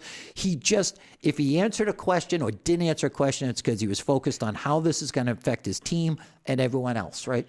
Yeah. So I'm finally going to meet him. It's my first full day at EEI, and with all the best intentions, Dale and Michael and our producers are telling me, okay, now here's the thing. You can't, when you interview him, you can't try to sound like you're too smart, right? You can't come off like a wise guy. He will shut you down. You can't crack wise. He will just shut you down. I'm like, well, great. So you've given me no window to fit a question through, but thanks for that. And I don't know how I'm going to react, right? I'm going to be like a 4-year-old meeting the mall Santa. Like I might cry. I might wet my pants. I might just giggle uncontrollably. And he walks in, and we're on the air, and Dale is talking, and okay, and here's the coach, Bill Belichick, brought to you by whatever. And he goes, Dale, good to see you. Michael, good to see you. And Jerry, it's an honor to finally meet you. As God is my witness, that's how he said awesome. it. And I think I said, I know it is, Bill. And, I can't imagine what it's like to be you right now. So that's how it began. That's incredible. Look, and he, by his own admission, he had good days and bad days. Sometimes, though, off air, like we just start talking about something, and we'd go through a commercial break and have to hustle him out of the room. I'd be kidding. blah, blah, blah, chatty Cathy, let's go. Hey, we got bills to pay, get out of here. But no, I mean, sometimes, one time I asked him about, they had a long road trip where they played I want to say it was in Denver, and then flew to San Diego afterwards and spent a week out there rather than fly back across the country. And I asked him about taking his team to visit the Naval Medical Center to visit wounded soldiers. And hearing him talk about what that meant to him. Guy too, yeah. Yeah, and a historian, and he was like, I met these guys, and you hear them say, they're wounded, they've lost limbs, and they're saying, no, we're not heroes. Like the heroes didn't come back, and what that means to us as people, as Americans or whatever. And he thanked me off air for asking the question. I was like, I'm interested too. I'm all about that. And that's how he was. And then one time too, I got my first copies of From Darkness to Dynasty, which I had worked on off and on for years, because I always thought I wanted to read this story, but no one had written it. So I said, maybe I'll be the one to write it. So my wife said, you really should bring a copy, and give it to him. I'm like, okay, but what if it's awkward? What if he doesn't want it? And whatever. So he comes out of practice, and it was probably a tough day out there in the heat or whatever. And he was being particularly monosyllabic. And he even joked with us. He goes, I know I'm giving you guys a lot to work with here. We're all, I didn't care about the answers to my stupid questions. Just win games, Right, yeah. So when we're off the air, I hey, Bill, I have this for you if you want. You're in it. Spoiler alert, you win the Super Bowl. And his whole demeanor changed. He's like, hey, this is great. Congratulations. That's a real accomplishment. Take it with my compliments. Cool. And I'm kind of shaking that could have gone bad. And he left, and he came back a full 5 minutes later, and he said, hey, listen, can I ask you to sign this for me? Yeah. I'm late for the press conference. I got to run, but if you could sign that and bring it back next week, I'd appreciate it. I'm like, sure, okay. It's a good thing, because I couldn't have written. My hand was shaking so much. And so he read it on air. He looked up, and I wrote, Coach Belichick, thank you for saving my football team, signed Jerry. So he's got that. He's probably got the Library of Alexandria in his house of all just football books. Right. And mine is in there, maybe propping up a wobbly table. I don't know, but he was great. And the crafts were great. That's awesome. To get asked for your autograph by Bill Belichick, you've made it. I know. That is fucking cool. Right. He should be signing them a philosophy book for a 24-year-old that he met on a plane, which he did. Right. Did you see that? Oh, that was the greatest flex of all time. The book, she was reading Deductive Logic, and he signed it, good luck with your studies on philosophy or something, ha, ha, ha. And he signed it with his name, and then all the Super Bowls he's won underneath his signature. That was the best power move of That's all BDE time. right there. Yep. Isn't it? That's the most BDE you can have. Yep. I mean, beyond, right? Yeah. I mean, cut the shit, right? Yeah, Ty Law had the funniest thing about that whole thing. He was on EEI, and and they asked him about Belichick and his 24-year-old girlfriend. And he goes, well, as a guy, at first you'd be like, all right, good for Bill. He goes, but I'm a dad, and as a father of a 25-year-old, he showed my I'd be like, hell no. See, Ty Law could. Ty Law could get away with that. Oh, yeah. I would think of it more, I have no daughters, but I would think of it more like, remember in Braveheart, the writ of prima nocte? Like, the king, has the right to bed the bride on her wedding night because he's earned it because of the position that he's on. He's the founder of the realm, and look at all Belichick has done. If I had a daughter, I'm sure I would say yes, like a royal marriage. You can be with her. No, I first of all, I get asked about this a lot, and my wife's girlfriends don't agree with me, but I go, look, I'm a romantic, all right? I'm in love with love. Yeah. And those two crazy kids share a lot in common, right? They both love deductive logic and special teams. I bet she has a lot of thoughts about drafting long snappers, but I'm a romantic. All the world loves a lover, and they're together and they're happy. That's great. It's two adults. Yeah, maybe you'll end up coaching that lingerie football league. Right? I guarantee he'll win championships. He'll come up.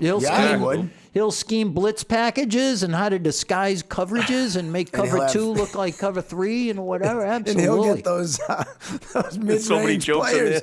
They might not look so good, but they can play football. Yeah. That's how. It's so cool though to hear that because he is someone that, like Brady, right? He didn't just wake up on third base and think he hit a triple, right? This guy worked his ass off and studied, and he's the most brilliant football mind definitely of our generation, I would argue of all time. Right. And, and he has this persona by a lot of people that think, this guy's an asshole. But, he's not, and we don't care. Right. He wasn't trying to make friends. Love him. He wasn't trying to, win hearts and minds. It was just, what can I do to win a game? Here's just one tiny detail of what he brought to the table for the 24 years he was here. You remember when they played in that Super Bowl in Atlanta, not against Atlanta, but in Atlanta, where the roof closes like the lens on a camera. Yep. Yes. And so it's before the game, and they have the roof open for the jet flyover. And he's on film talking to the referee again, like in a friendly way. Just incredible. How long does it take to close? Well, they're going to close it right after the flyover. Okay, but how long does it take? I mean, is it 5 minutes? Is it 12 minutes? He goes, I actually don't have an answer. Well, because we're going to have the kickoff. Is it going to be closed or open? Like, that's the attention to detail. Whereas 99% of the other coaches in the league either wouldn't have thought of it or would be like crapping themselves because they're so nervous because they're about to coach a Super Bowl. Right. And he's drilling down into this tiny little infinitesimal aspect of the game because it might affect the outcome. And, again, when Malcolm Butler made that interception and you find out that they worked on that very play. Incredible. That's incredible. Practice that week in a formation that Seattle hadn't used all year long, that the Patriots never faced, but they worked on it and had a coaching point like, okay, when they do this, you have to do that. You have to jump the route. And he was prepared. That's not because... And right before that, they sent him in. Yes. Right? That's they incredible. sent Butler in right before that play because they recognized it. Yes. I mean, that's next level. And every other coach on the sidelines on their headphones just going, should we call timeout?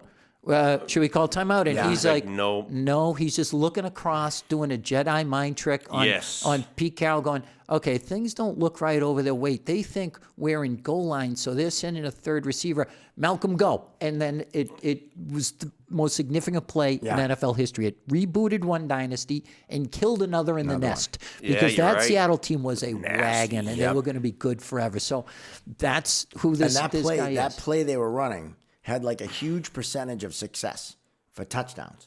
Yes. It wasn't like everyone's like, they should have ran it. Yeah, they had Marshawn Lynch. But that play, it wasn't like that play had like a 20% success rate. It was something like in the high 70s of that play getting run during the year, a play similar to that, a pick play, and scoring a touchdown. And that's just next level shit. And just as a reminder, the guy who made the play, undrafted free agent out of West Alabama. Right. It's not like this guy came with a resume, but whatever evaluation process they used to sign him and then start dressing him and give him more playing time and then go to him in the Super Bowl when they had to take one of the guys out because he just was getting torched. And he settled everything down. They made that adjustment. I mean, the way they kept it calm when they were down 28-3. T-shirt. In the T-shirt game. The way they just were like, okay, we're getting our butts kicked, but they didn't panic. They didn't implode. They just, okay, let's just work this out. And I mean, there's two people in the world who could have pulled that off, that coach and that quarterback. Correct. And they did. I remember watching that. You just like kind of break it down. You like, they need the two touchdowns, the two point conversions, the whole thing. You're breaking it down. They just kept executing it. At one point, you're like, you've seen a million games where you're like, all right, at some point, it's not going to, like, it's going to flip the other way. Then they got the turnover. Then they got it's just everything. Like, well, they need a turnover. Well, they got the turnover. Like, everything they needed just freaking happened. And they just kept grinding. That's what they were coached to do. And by the time it went to, I was in a fugue state the entire time. I don't think I fist pumped. Because like you're saying, I knew pacing. They had to score and then get the 2-pointer. Then scored, then get the 2. There was no margin for error. Right. So, like, all my guests went home at halftime, and I understood why they did. I was just catatonic. And then when they tied it up, I was hovering above the sofa, looking down on myself. I'm pretty sure I was dead. I just knew that it was tied. And then I finally let it all go. And my older son was he called it halftime from a Marine Corps barracks where he was getting brutally, mercilessly killed by all the Patriots haters in there. And then he called after the game, and I'm not ashamed to say that I cried happy tears. Yes. We both were, and I'll just never forget. Like, this is the thing. If you're just a reporter, and I've had guys say this to me, like, I envy you. Why? Because this is fun for you. Like me, I don't care who wins or loses. I just want something I can write about. And I told friends, if that's ever me, and I'm telling you guys right now, just smother me with a pillow. Just put me out of my misery. If I ever just get to the point where I'm impassioned about this and just like, well, don't want to really care. I just, I'm dispassionate. I don't care. It's not my thing. I don't want to do this anymore, and it will never be. Good. Even when they are the dregs of the league like they were last year, whatever. At least you feel something. You have a pulse. Yeah, exactly. And you still wear the hat and you still wear the T-shirt. And you have a cool story about that T-shirt. We talked about it on the way up. And I do have another question, but I want you to tell the story about this T-shirt because there's a connection. Yes, there to is. Barstool. So my brother-in-law, Mike Dussault, now he started Past Propaganda. It was a blog before blogging was even a thing. He was living out in L.A., just writing, what have you, for Hollywood. And, he just loved the Patriots, so he just did it as a hobby. And he always came up with creative T-shirts and this and that. He had one with Belichick's kind of face on it. With it was kind of cool. He had a try to sell different T-shirts. And then when this one kicked off, Barstool. Well, now I found out that you were the connection through it, and so he sold it to Barstool, and Barstool actually was selling it and gave him some percentages on every T-shirt they sold. He was pretty cool about it. Dave Portnoy reached out to me and asked if I know the guy who was selling those, and I said, yeah. He goes, look, it's not copyrighted.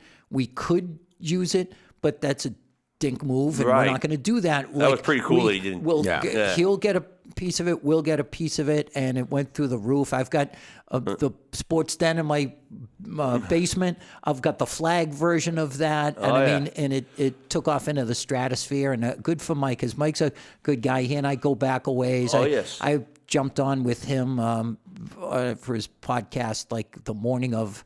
I want to say, unfortunately, it was the Super Bowl against the Eagles, which is a repressed memory. That was a tough one. Yeah, exactly. But he's a good guy, and you know you're blessed when you can look at someone else's success and be genuinely happy for that guy, because he deserves it. And he hustled, and he worked his ass off, and then when he came to Boston, he was here for a year. Didn't have he was reffing for me, but he was still just doing his wife had a really good teaching job, so he was like, I can freelance for a little bit and before I land on my feet, and then the Patriot job opened up. And I was like Andy Hart's old position, and he jumped on that for the Pats pre and post game with Hardy for the last 3 years, and they've been very successful. And it stinks that Hardy's not going to be on it this year. Those three just kind of had like some type of they had a good gel on it. I don't know if anybody listens, but it's really good. Absolutely, and he writes a hell of a column on Patriots.com. He's a very good writer. Yeah, it's like appointment reading for me too. But I can't. Just make sure his ideas are his ideas, and I've got my own bizarre, twisted way of looking at this stuff and trying to make it fun. But I love drilling down into the real X's and O's stuff, which he's brilliant at interpreting that stuff. I think the coolest part of that story is Dave Portnoy not doing what a lot of people in his position might have done, which is screw someone over and steal the idea. And I credit it to not only him as a person, but the fact that there's that Boston, right? Right, yep.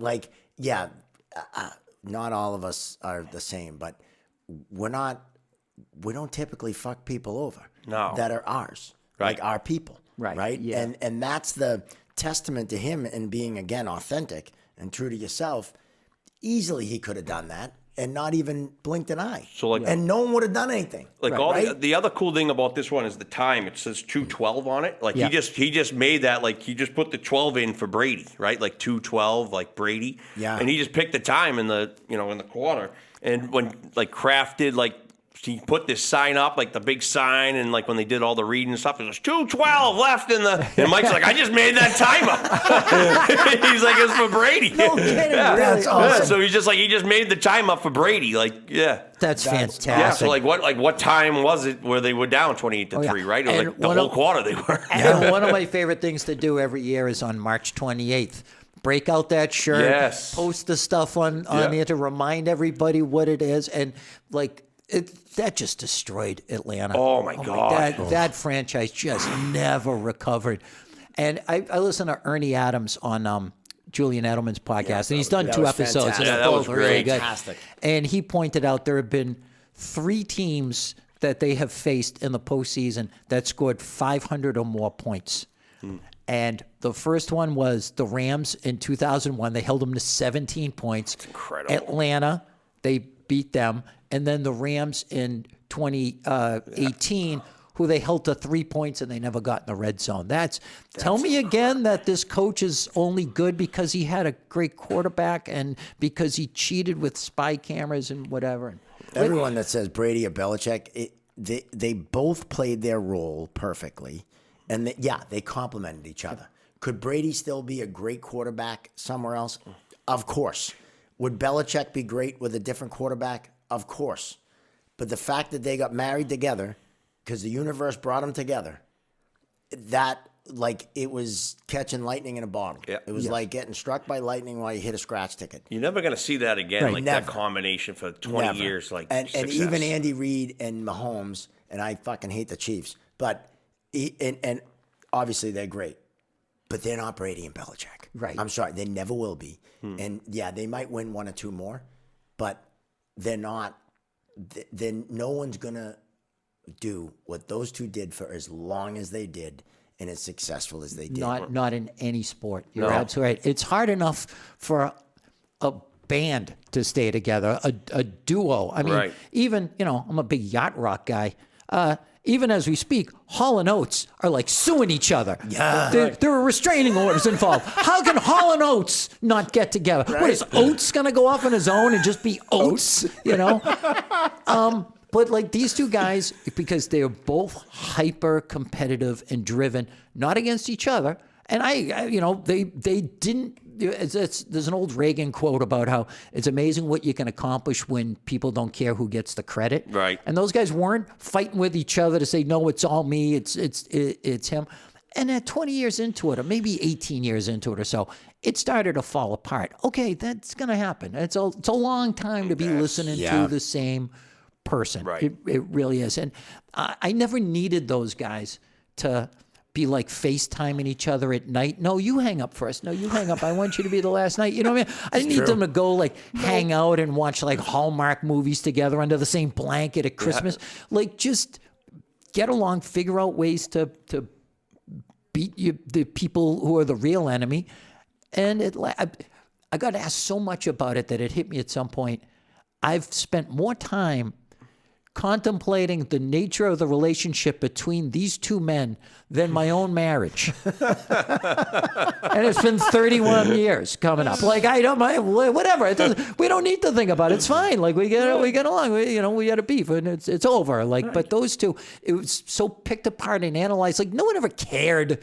How does Chuck Noll really feel about Terry Bradshaw? Yeah. Do they like each other? Do they get along? But for some reason, it was we got a these 4-hour guys. show to do. We got to, And what I think what's great too is that you'll never hear one of them say, "Oh, it was all me." No. You'll never hear that. They'll always be, the utmost professionals. and respect, and like obviously they respect each other. And I think now that all this has passed, you can see that they're good friends. I mean, I truly believe that they are, and they have love and respect for each other. And you'll never, as many people, it was Brady, it was this, it was that. You're never going to hear one of them go, "Yeah, it was all me. Fuck him." Right. Never going to happen. Nope. Never going to happen, because they know it was the universe bringing two incredible spirits together that just fucking nailed it. Yep, and there was and so it's much. so great that it was the Patriots and not the fucking Pittsburgh And Steelers or some other Right, goddamn right. team. And it drove the rest of the world crazy. Yeah, when, it did. when you have those conversations, good. like, so what was your favorite Super Bowl? You know that, like, there are 31 other fan bases who just don't want to hear it. You know what I mean? Like, you're going to sit there and say you like the Seattle one better than this. Shut up. We're Jets fans. We had one in, like, right around the time of the moon landing, and we haven't gotten another one. And we still can't shut up about how Joe Namath, the worst member of the Hall of Fame, by the way, the absolute rock bottom of the NFL Hall of Fame, he guaranteed a win. Did you know that story? Yeah, we've heard it. Now, what did you think about that second Rams Super Bowl that we won? They just don't want to hear it, And you know what? One guy that you mentioned briefly, I'd be remiss if I don't bring him up, because it's a holy trinity have been in charge of this thing.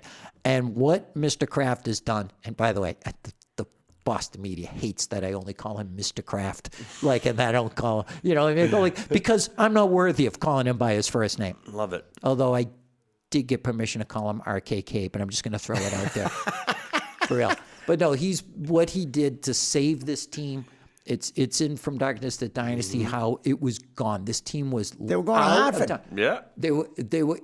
That was on his watch. He was going to move to Hartford. He turned down a $1 a year rent to play in a stadium where he didn't have to put up a nickel for the stadium, and they guaranteed him sellouts. If they didn't sell out, the people of Connecticut were going to pay him what it would have made in a sellout. He turned that down to build his own place with his own cash. Money. Yeah. And the only taxpayer money that was used in that was to hook up the sewer pipes and the sidewalks or whatever, like they would do for if it was an industrial park, they would do the same thing. If it was a shopping center, they would do the same thing. But in 1994, Will McDonough went on, remember Imus in the morning? Yeah, he was a regular on there. And Will McDonough was the Adam Schefter of the day. He was the guy, everything he said was informed and spot on. And he said, it's done. The Patriots are leaving. They're moving to St. Louis. I remember this. And if they moved to St. Louis, football was never coming back to New England, because this would have been the third NFL franchise we lost. going back to like the old, the Washington Commanders now began in Boston. And that was Victor Kiam, right? If I'm not mistaken. He was forced to sell to Orthwine, who's from the Anheuser-Busch company. Right. That's why he's moving it to St. Louis. Right. And that day, Mr. Kraft bought the team, and he kept it under his hat. He didn't tell anyone, and I got it from him personally. He said, I didn't even tell my wife. All we could tell was our lawyers and each other. Otherwise, the deal would have fallen through. No kidding. This came up a while ago because a couple of Father's Days ago, I bought myself a golf bag, and within minutes, my darling wife is not this kind of person, but she was just checking. She goes, "Hey, I just got a notice on my phone. Did you use the credit card at Dick's Sporting Goods?" I go, Mr. Kraft bought a football team without telling his wife. He spent $175 million. She didn't know about it. 5 minutes, you find out that I did. Okay, cool. But yeah, that guy has been great to Barstool. He and his family have always supported us from the beginning. Like, just appreciated that we care about his team, and that's all they ever ask. Like, no, hey, you got to give us special coverage. None of that. Just they appreciate that we understood what all BS that the attacks were and how much fun we had, like fighting off the attacks, and we'll continue to. Like, I look forward to the day this Patriots team comes back in such a way that everyone starts changing rules to stop Drake May or Jalen Polk or Javon Baker or whomever, and it makes it so much more fun better to be the bad guy, you know, than to be irrelevant like they were when I was growing up. The only mistake Kraft made was bringing a Bentley to a strip mall. It's the only mistake he ever made, right? I mean, I would think he'd take a Toyota Tercel or something and get dropped off. I'm just saying, Bentleys tend to stand out. Yeah, that was another one of those things. I went down to Palm Beach to try to like investigate it and stuff, and you realize that was just more demagoguery. Like when they started accusing him of like human trafficking and all this nonsense. All that crap. Okay, so you've done this multi-month investigation. Why? Like, if there's human trafficking, you kick the door in, guns drawn. Right? You know what I mean? But it was all just, district attorneys and sheriffs running for office who just needed to get in front of a bank of microphones and say, we're out there protecting people, whatever. No, this non-crime. You just couldn't wait to find someone like a big fish that you could arrest and get some publicity. And I hope every one of them got bounced out of office for the fraud. I went down there. And for real, I'd never gotten a massage before. And I go in there just to do this as part of like to write about it. Mm-hmm. Yes, exactly. And the woman I was wearing a Patriots t-shirt as I always do. Yeah. And she's like, I got to tell you something. I hate the Patriots. I'm a Giants fan. I'm from New Jersey. What they're doing is the most reprehensible thing. This is we're running a reputable business. No one will come here anymore. This guy didn't do anything wrong. It's just these crooked politicians and stuff. And and I said, wait, you don't do that sort of thing here? Well, all right. I see you. No, I just I did end up getting the massage. The only time I've ever gotten one. It was the most invasive thing of all time. Perfectly legal, but that professional massage person handled me in ways that my own doctor never has. And I'm a few colonoscopies into my life, and it was like, wow, it was like Chevy Chase and Fletch, like Moon River. Using the whole fist up? Yeah, but it was That's one of my favorite movies to quote. It is one of my favorite movies to quote. It's every line of that is a banger. Every line. My nephew and I go back and forth all the time. It's such a great movie to quote. John Cock Toast. Yeah. I'm Frida's boss. Who's Frida? My secretary. Where's the records room? Don't stop. I can go on the whole movie. I listened to Quentin Tarantino give a interview a while ago. He made a great point about Chevy Chase movies versus Bill Murray movies, and because I love them both. Yeah. But he said Chevy Chase always was the same character. Like Bill Murray movies, he always had to change and grow. And like whether it's like Stripes, he goes from being this like irreverent like jackass who's just out of work, so he joins the army, to all of a sudden he's going on like missions in Czechoslovakia and stuff. Like he's out defending the country, and Groundhog Day and Scrooge or whatever. He always goes through this like becomes this like better person. Whereas Chevy Chase, and he used a great term, he goes, he's the same supercilious asshole at the end of Fletch 2 that he is at the beginning of Fletch 1, that he is in Caddyshack, like whatever. Spies Like Us. Spies Like Us, right. That was another good one. The Three Amigos. Like every time I watch him in a movie now, I track that. I go, wow, he's absolutely right. Like Chevy Chase just played Chevy Chase and didn't have to be it. And I love Bill Murray movies. I'll die on that hill. But yeah, I like that idea. Like we need more just unrepentant dickheads in movies. I agree. The fact that you quoted Fletch, that just made this whole episode for me. Seriously, because like I should have done it at the beginning. We could have been out of here 3 hours ago. This might be a 2-episode one. Yeah. Wow. Well, and it's funny because there's things we haven't even gotten to. Yeah. And one of them I have to ask, and you don't have to tell me. I just want to know if you know why Butler didn't play in that Super Bowl. I have no information beyond what the team has said, like what Belichick has said. And the night it happened, I have a good friend. He works in like representing players and so on. He was there in the after party, and he talked to Butler personally. And I wrote about this the very next day. And he just said, no hard feelings. Coach and I just didn't see eye to eye. He didn't think I was ready. He missed some days of practice because he was back home with the flu or something. He flew out late. And even the guy who was in the Patriots football ops who flew out with him was saying, yeah, it's nothing. There's no scandal here. They just didn't think he was prepared enough. No one said anything different. There's all sorts of rumors. Nothing credible has ever come. Butler has had ample opportunity to say other things. Right. He actually re-signed with the team, got hurt in training camp, and never played again. And you listen to like the talk shows, and they say, "Oh, they only signed him to pay him to keep him quiet." Well, why wouldn't you just pay him to keep him quiet? Like, why take up a roster spot and affect the salary cap? Well, like, here's an envelope. Like, there's a bunch of Benjamin Franklins who say nothing happened that night. You know what I mean? Well, so and that even goes against the logic of if they're paying him, like most of the rumors were that he did this or he did that or he fucked up this way. So if he was the one that messed up in all these rumors, why are you paying him to keep quiet? Because if I messed up, I don't need to get paid to be quiet, right? Like I want to stay quiet because I'm the one that messed up, right? Like that made no sense to me at all. Exactly. And if you're an organized crime family, you would love to have an oath of omerta like has been around this. No one's come out with anything. Right. You got the players have thrown their hands up. I don't know. They did that Dynasty series, which was an absolute hatchet job from beginning to end.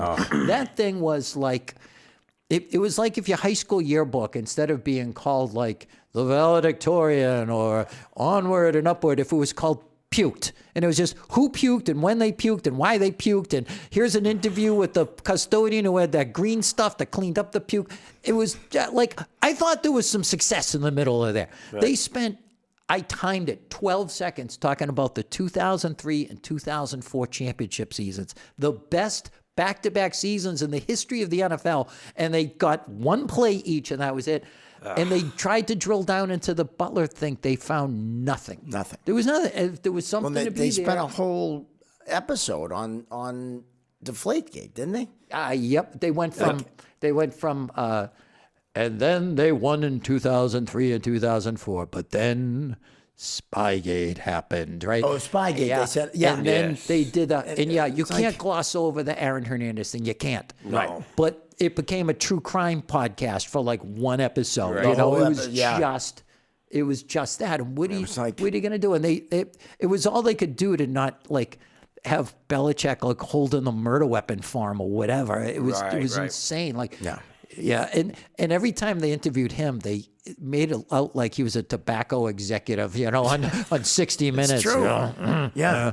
Again, I thought there were good times in there, and it was just odd. It was anything that was negative, they just had to, emphasize that and gloss over all the success. All the great things. I seem to remember having some laughs during those 20 years. I don't know about you fellas, but yeah, I get the impression we all did. Yeah. So yeah, there was nothing there about Butler, and it's a really unsatisfying answer that you can't find anything that he might have done wrong or what the logic behind it was, because they couldn't make a stop. Couldn't stop a nosebleed. Exactly. Like, I'm as close to that camera as Eric Rowe was to the guy he was covering. And Jordan Richards would have been in the parking lot. They couldn't make a stop to save their lives. And unfortunately, Brady was played out of his mind. Yeah. He had 505 passing yards and lost a Super Bowl. And you say, well, that sucks. But you look at the 9 that they went to. And Ernie Adams had a great point. He goes, we call it 9. To me, it was really 10. Because in 2006, when they went to Indianapolis for that game, and that was a close one, the Chicago Bears made the Super Bowl that year. Whoever won that game was going to destroy the Bears, and that's exactly what Indy did. So, but every one of those games came down to a couple of plays. Yep. They could be 9-0 in those Super Bowls. They could be 0-9. Were it not for just a couple of things change here and there. The biggest margin of victory was that second one against the Rams in 2018. It was 10 points. Yeah. Right. They scored 1 touchdown. So, it sucks. Could Butler have made a difference? Probably. I would have loved to have thrown him out there and seen, but, it's an imperfect world, Mr. Vernon. Screws fall out of doors all the time. I mean, it does add up to what Breakfast Club. No, it does add up to what Belichick. Another great reference. They're all from the 80s. So Well, he's. I'm an 80 birthday, 82. Yeah. These were all made. I was just gonna say, it just adds up to how Belichick is, right? Like if he feels like you're not prepared, that's it. Like he's just measured and everything has to line up. And if he has any inkling, he's just gonna nope. See you later. Yep. And it's just the word that they always love to throw at him, no matter what the dust-up was or whatever the controversy, was always arrogant. Yeah, He's arrogant. It's all about arrogant. Yeah. If Dan Shaughnessy made one more reference to the Nixon White House, I was going to personally go to the Globe office and just rip a piece of his curly head, hair out of his stupid head. But that was it. And him being that way, call it arrogance or whatever, it deflected so much publicity that would have affected the team. He just threw up these deflector shields and put them on maximum, and people would be mad at him, but they wouldn't be mad at, say, the guy who screwed up or the one who turned the ball over or the kicker who missed one or whatever. It was always on him, and that's to his credit, Never Brilliant forget coach. that. And I say The that best. not just because he and I are close personal friends, who, Humble brag. Yeah, what I said, it's an honor to meet you, Jerry. Yeah, okay. Did I tell that story? Okay. I hope you have that on tape. Yeah, they played that for me. All right, good. And at the You need that at the on Brady tape. Hall of Fame induction, some of the Barstool Chicago guys were in, and they were filming the red carpet, and I was there, and they just said, "Hey, can you come meet us at the red carpet?" Because I could throw out questions.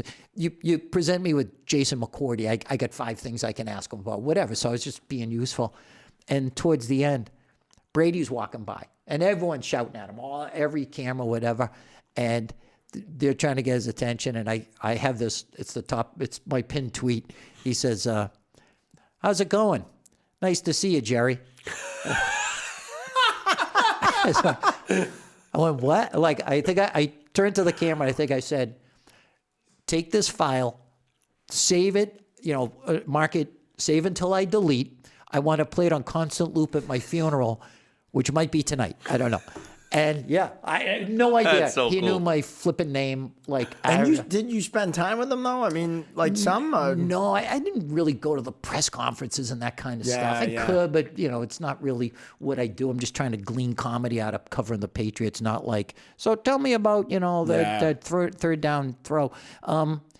But yeah, one time in 2014, I was filling in on the EEI morning show, and yeah, coming up on 10 years ago this week, and we interviewed Brady, and I just said, "Hi, Tom. I'm a fan of your quarterbacking." I said, like, I'm not gonna play it cool. Like, people have known I've been like fanboying this guy forever. And so I'm just going to throw this out there before we say anything else. But it's my birthday. Just want to say that. And and asked him something. And John Dennis goes, "Oh, for the love of God, Tom, can you wish Thornton a happy birthday, please?" He goes, "Happy birthday, Jer. Happy birthday." But again, 10 years ago. And like, here we are. He's walking the red carpet and calls me by name. Like, so That's these cool. guys... Well, they pay proof. attention. Yeah, you know? I was just going to cool. say, further proof that he reads it and loves the way you write and loves your perspective. And you know what I mean? Like, that just shows he gets pay it. attention. And he knows what's going on. I guess it's yeah. awesome. He hosted the Brady Fours, what the guys from Barstool who got arrested for him been called, and they were there, dressed exactly as they were in 2015 when they got arrested. That's right. And so he's giving his speech, and I was sitting down there with them, and he's just going, "And there's 4 guys who got arrested for me. That's what Patriots fans are like." And they cut to them, and I'm sitting there. And Portnoy, in the meantime, had to leave early to go over to the restaurant next door to host the Celtics watch party because they were in the playoffs, in the finals. Great. And he put it on his Twitter feed where there's like 70 million friggin' followers, however many he has. He goes, "All right, and I had to leave for the Celtics, and they cut, and there's those other 3 guys, and there's old ball Thornton sitting there." I mean, I've carried that nickname for a long time. I take it as a term of endearment. No one ever says, "You suck, old balls." It's more like, "All right, nice job, old balls." So I take it as, whatever. It's not a bad nickname. And it's technically accurate, I mean, I can Wrinkly old balls. Yeah, exactly. I know Embrace what you have. I know the date on my driver's license, and I know that when I have to put my age in for something online, I have to go scroll past. I hate that too. So no harm. But yeah, the fact that he said that, and like I got my phone blew up with people going, "There's Bordy talking about your old balls," So That's but hilarious. I say that because it's a testament to really the empire that Dave has built, and that I've felt a lot of I don't mean financial ownership, but just emotional ownership of helping build it when we were nothing.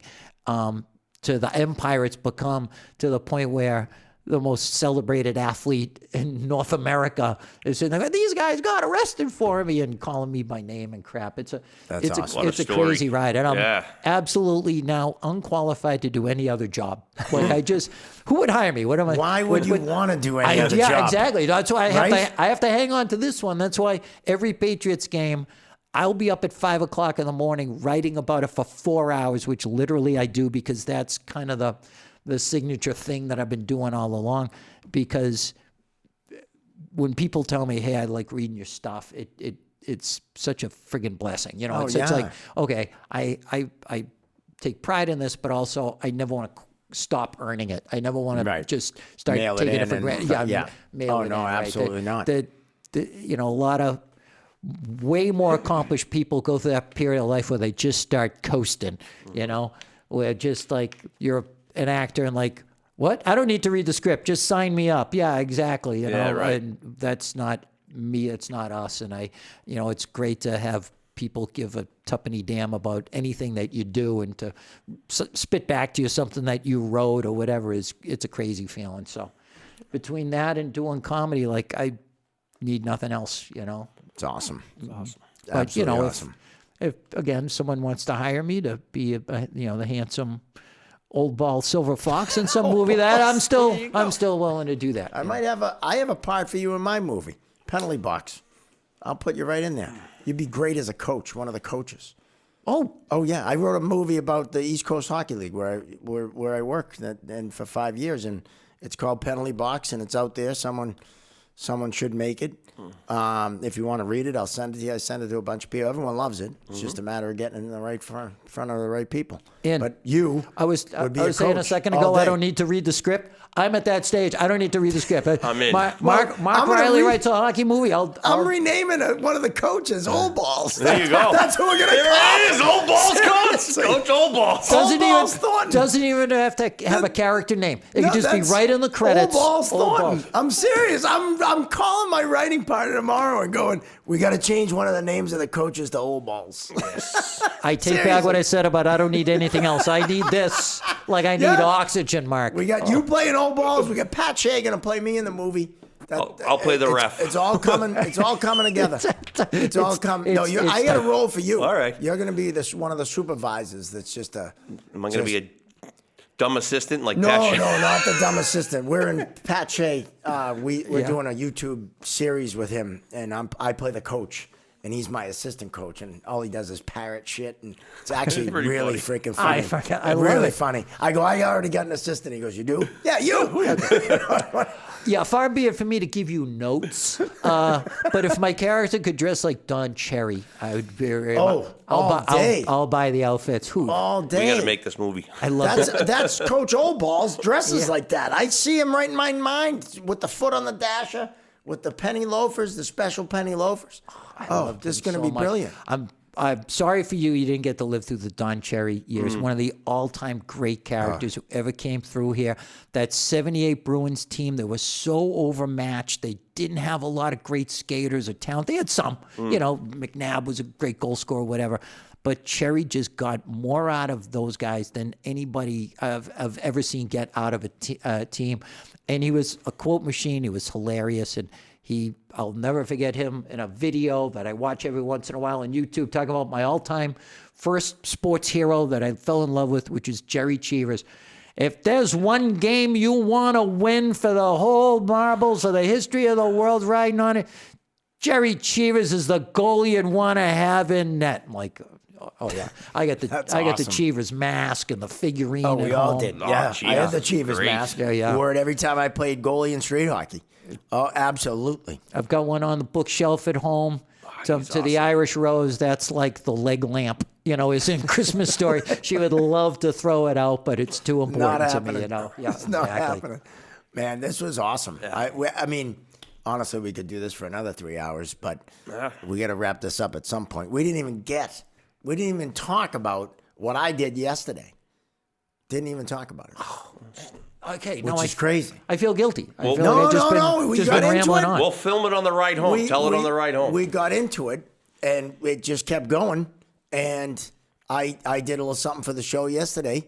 Got myself a zebra tattoo, and so we didn't even get into that. we got some B-roll, as we say in the business, right? Yeah, we got absolutely. some B-roll of it. We'll show on the way out, but yeah, it's That's right. it's pretty cool. Can't believe we'll- you did that. We'll go in. We'll go I into love it. it. Can we'll we go just into it next week. Can you edit it so it's the opening of the show? Really? I mean, These guys can do They that, can right? do You guys anything. can do that. Cam and Mike, they can do anything. They make us look good every week. I mean, holy shit, right? Especially this fucking mug. yeah. This mug on camera. I'm made for radio. I was just gonna say a face for radio. Yeah, feel free to Instagram filter the hell out of this. I'd appreciate it. I'll need that for the Old Balls Thornton roll as well. Yeah, you have to roll some OB roll. OB roll. There you go. OBB roll. Right? Love The it. OBB. Old Orchard Beach. Oh, that's the OOB. Oh. Anyway, Jerry, awesome. Thank you so Thank you much very for coming much. on. It's Fellas, been- this was a great hang. Thanks very much. No. Like, man, I can't wait to work with you again. Can't wait to for us to Yeah, hang. we'll hang out again. Well, you're going to be, social guys you're rule. definitely one of the, so when we do these live podcasts, and we usually do a show afterwards, or you're in. We gotta have you on. Jackpot. Absolutely. Let's do it. I love it. Old Balls Thornton will be, you're part of the family, the zebra family. And we didn't even talk about zebras really at all, which is That's what makes this outstanding. podcast great, right? I know. Okay. We touched on a lot of things, We did. and we're far too long right now to recap, but that's all right. All right, I'll have a tattoo by the time we come back. I'll have a Very zebra good. tattoo, but nothing like yours. Well, you'll have one Join of the these. club. That's right. That's awesome. Awesome, fellas. I really appreciate you guys. Yeah, no, Jerry, you're the best. So that's going to wrap it up. Episode 27 of Chirping Zebras. I want to thank AOA Studios for putting up with us because we always say, it's going to be an hour long. And then 2 hours later, we're still here yammering, and they're like, They don't make fuck? dinner plans. Go home. Go home. Go home. No, we're going home. But we want to thank AOA Studios. They're the best. Also, our sponsor, the Referees Crease. You can find us on all the social medias, Instagram, Facebook, the TikTok. We're on there. Way up, too. Over 300 followers now. Love it. And Keep 'em coming. And like and subscribe on YouTube. The subscriptions is key. We Yes. need more subscription. We're doing all right, but we need more. So getting there. like and subscribe on the YouTube. Find us on the social medias. You can go to chirpingzebras.com. Merch. We have merch. Get your you can check merch. out the merch. And always we appreciate you tuning in. For Gino Bender Jr., for Jerry Thornton, I'm Mark Riley. We'll see you next time right here on Chirping Zebras.